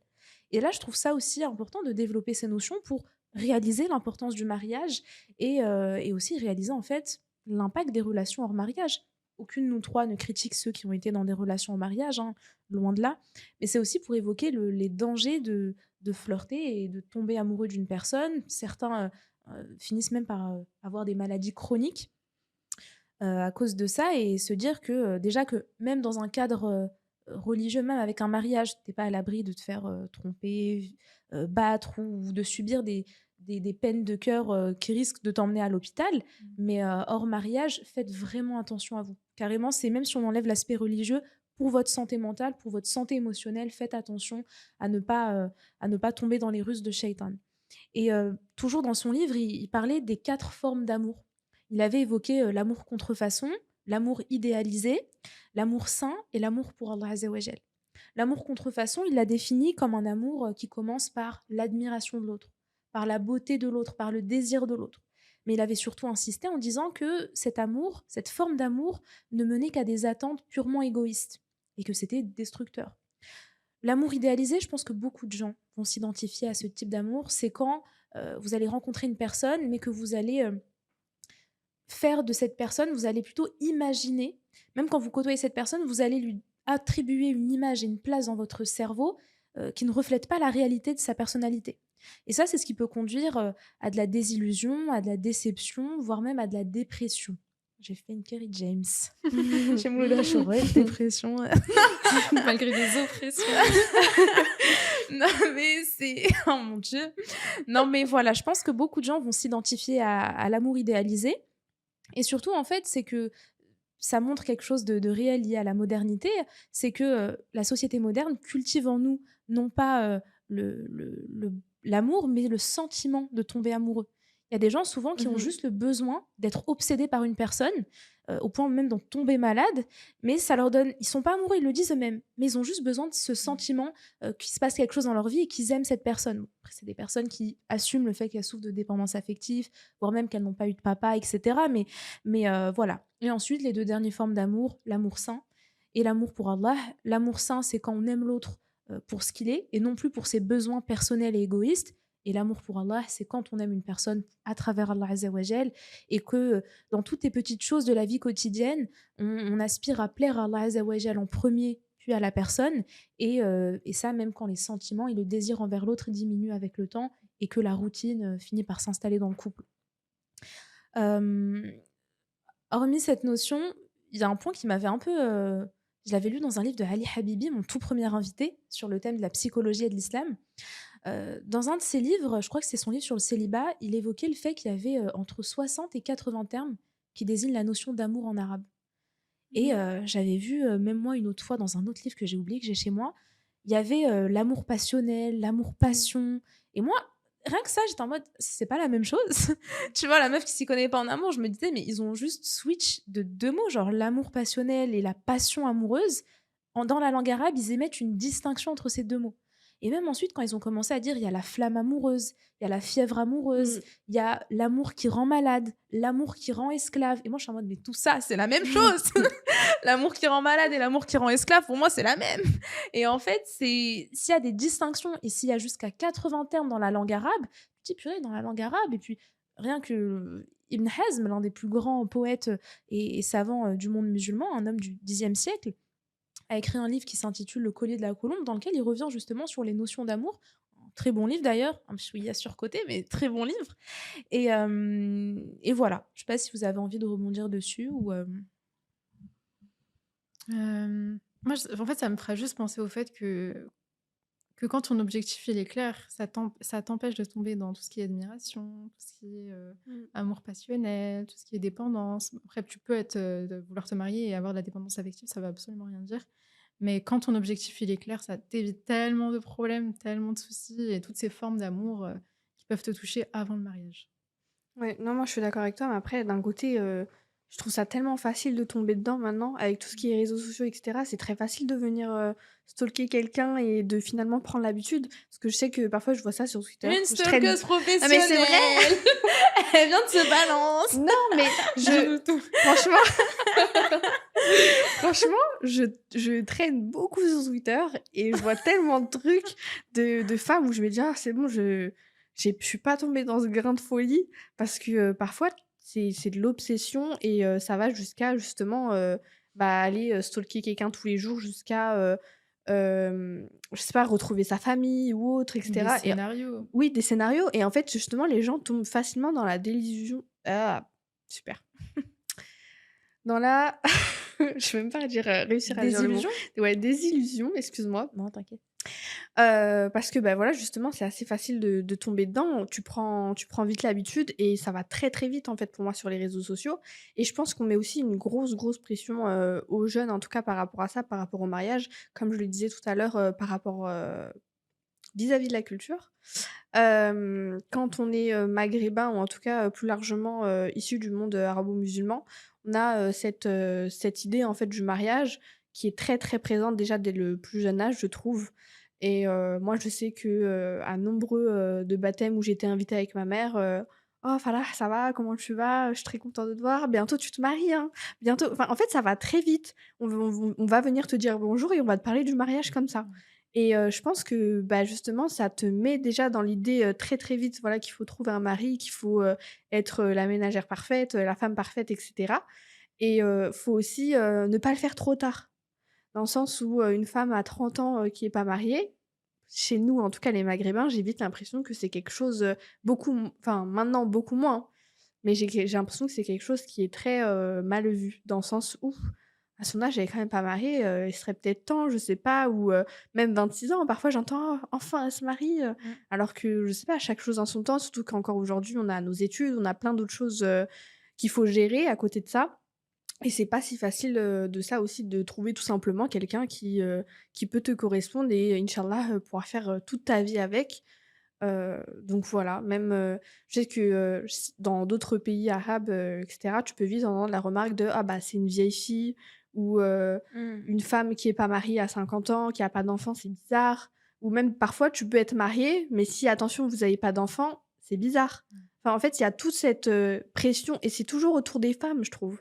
Donc d'un côté, je comprends, c'est compliqué de trouver chaussure à son pied, mais c'est aussi enfin, il y a tous ces enjeux-là, à prendre en compte pour moi et qui sont pas à négliger, donc voilà. Je vais finir sur ça. Pour moi, il y a une tiktokeuse, je la connais même pas, mais en fait, c'était super drôle, c'était le fait qu'elle a dit, dans les familles africaines et arabes, très souvent, on va te dire: «Ne t'approche pas d'un garçon» Mmh. et du jour au lendemain, tu vas attendre, entre 23 et 30 ans, ils vont débarquer, ils vont te dire: «Alors, c'est pour quand que tu nous présentes quelqu'un?» Mais en fait, on est passé de 2 extrêmes, tu vois? On est passé de: «Ne t'approche jamais d'un homme et concentre-toi sur tes études et Mmh sur mh. tes projets, professionnels et si tu sors, c'est qu'avec tes copines», à d'un coup, il faut que tu nous présentes un prétendant avec toutes les difficultés, de trouver un partenaire, dans la modernité dans lequel on vit. Est-ce que vous avez envie de rebondir sur, encore quelques notions? Non, moi, je vous Non. rejoins Tout est sur, tout ce clair? que vous venez de dire, ouais. J'ai un podcast qui, le jour où sortira, cette émission, il y a un podcast qui sera disponible sur Apple Podcasts, Spotify, Deezer, Google Podcasts et toutes les plateformes, qui s'intitule «La fin de l'amour, enquête sur un désarroi contemporain», dans lequel, je vais vous donner plusieurs références, d'auteurs, d'enquêtes et d'études sociologiques, dans lequel, je reviendrai sur le non-amour, sur l'amour dans la modernité, sur, l'amour passionnel, sur le consumérisme relationnel, sur le mariage moderne, sur le ghosting dans les relations amoureuses, sur les coups d'un soir et surtout sur le lien qu'il y a entre le capitalisme, la technologie et le déclin des relations maritales et des relations sexuelles dans l'ère de la modernité. Les filles, on arrive à la fin de cette émission. Je crois qu'on est à quasiment 2 heures d'émission. C'est passé vite? C'est passé très Très, vite, très ouais. vite. Je vous remercie toutes les 2 d'avoir, honoré votre présence. Merci d'avoir inauguré ce tout nouveau format avec moi. J'espère qu'à l'avenir, inch'Allah, on se reverra, on se refera, inch'Allah, Inch'Allah, ouais. Inch'Allah. d'autres émissions. D'autres personnes également, peuvent venir m'écrire sur Insta pour participer à des émissions, inch'Allah. Je continue forcément le format où j'invite des docteurs, des chercheurs, des écrivains et de temps en temps, je ferai comme ça des formats, un peu plus léger, mais à partir du moment où on traite d'enjeux et de défis qui concernent, la problématique islamique contemporaine et même, les non-musulmans, je trouve que c'est pas un thème léger. C'est pas parce que j'invite pas d'intellectuels comme dans mes précédentes émissions que, ça doit pas être un sujet qui doit être traité, dans la communauté musulmane et sur ce, n'hésitez pas à rejoindre, sur toutes les plateformes. Je vais vous mettre les réseaux sociaux des filles. Je vais également vous mettre tous les liens de leur podcast, donc n'hésitez pas à leur donner de la force, à vous abonner, à écouter leur podcast, à les partager. Et est-ce que vous avez un mot de la fin? Non, franchement, merci de nous avoir, reçus sur ton Avec émission de plaisir, podcast. avec C'était plaisir. hyper agréable. Merci à toi, c'est ce que j'allais dire et franchement, c'était hyper agréable, il y avait beaucoup de choses à dire. Je pense que encore une fois, quand je vais l'écouter, je vais me dire: «Ah mais j'aurais dû dire ça! J'aurais dû revenir sur ça et tout», donc bon, merci à toi. T'inquiète. Et moi aussi, hein, je vous remercie une énième fois. C'était votre première expérience. Je tiens à vous dire quand même devant la caméra que vous vous en êtes super bien sorti. Je sais que c'est pas évident c'est un peu impressionnant de venir dans un studio de podcast avec des caméras et tout, mais franchement, vous avez géré. Vous avez géré, vous pouvez être fiers de vous, peu importe le résultat. Et sur ce, nous, on se dit à la prochaine pour une prochaine émission qui, normalement, si Dieu le veut, portera sur un très très gros sujet, avec un très, très gros invité, peut-être même le plus gros invité que je vais recevoir sur la chaîne. Et on sera sur une émission qui traitera, Inch'Allah, sur le thème de la politique et de l'islam. Wassalamu alaikum wa rahmatullahi wa barakatuh.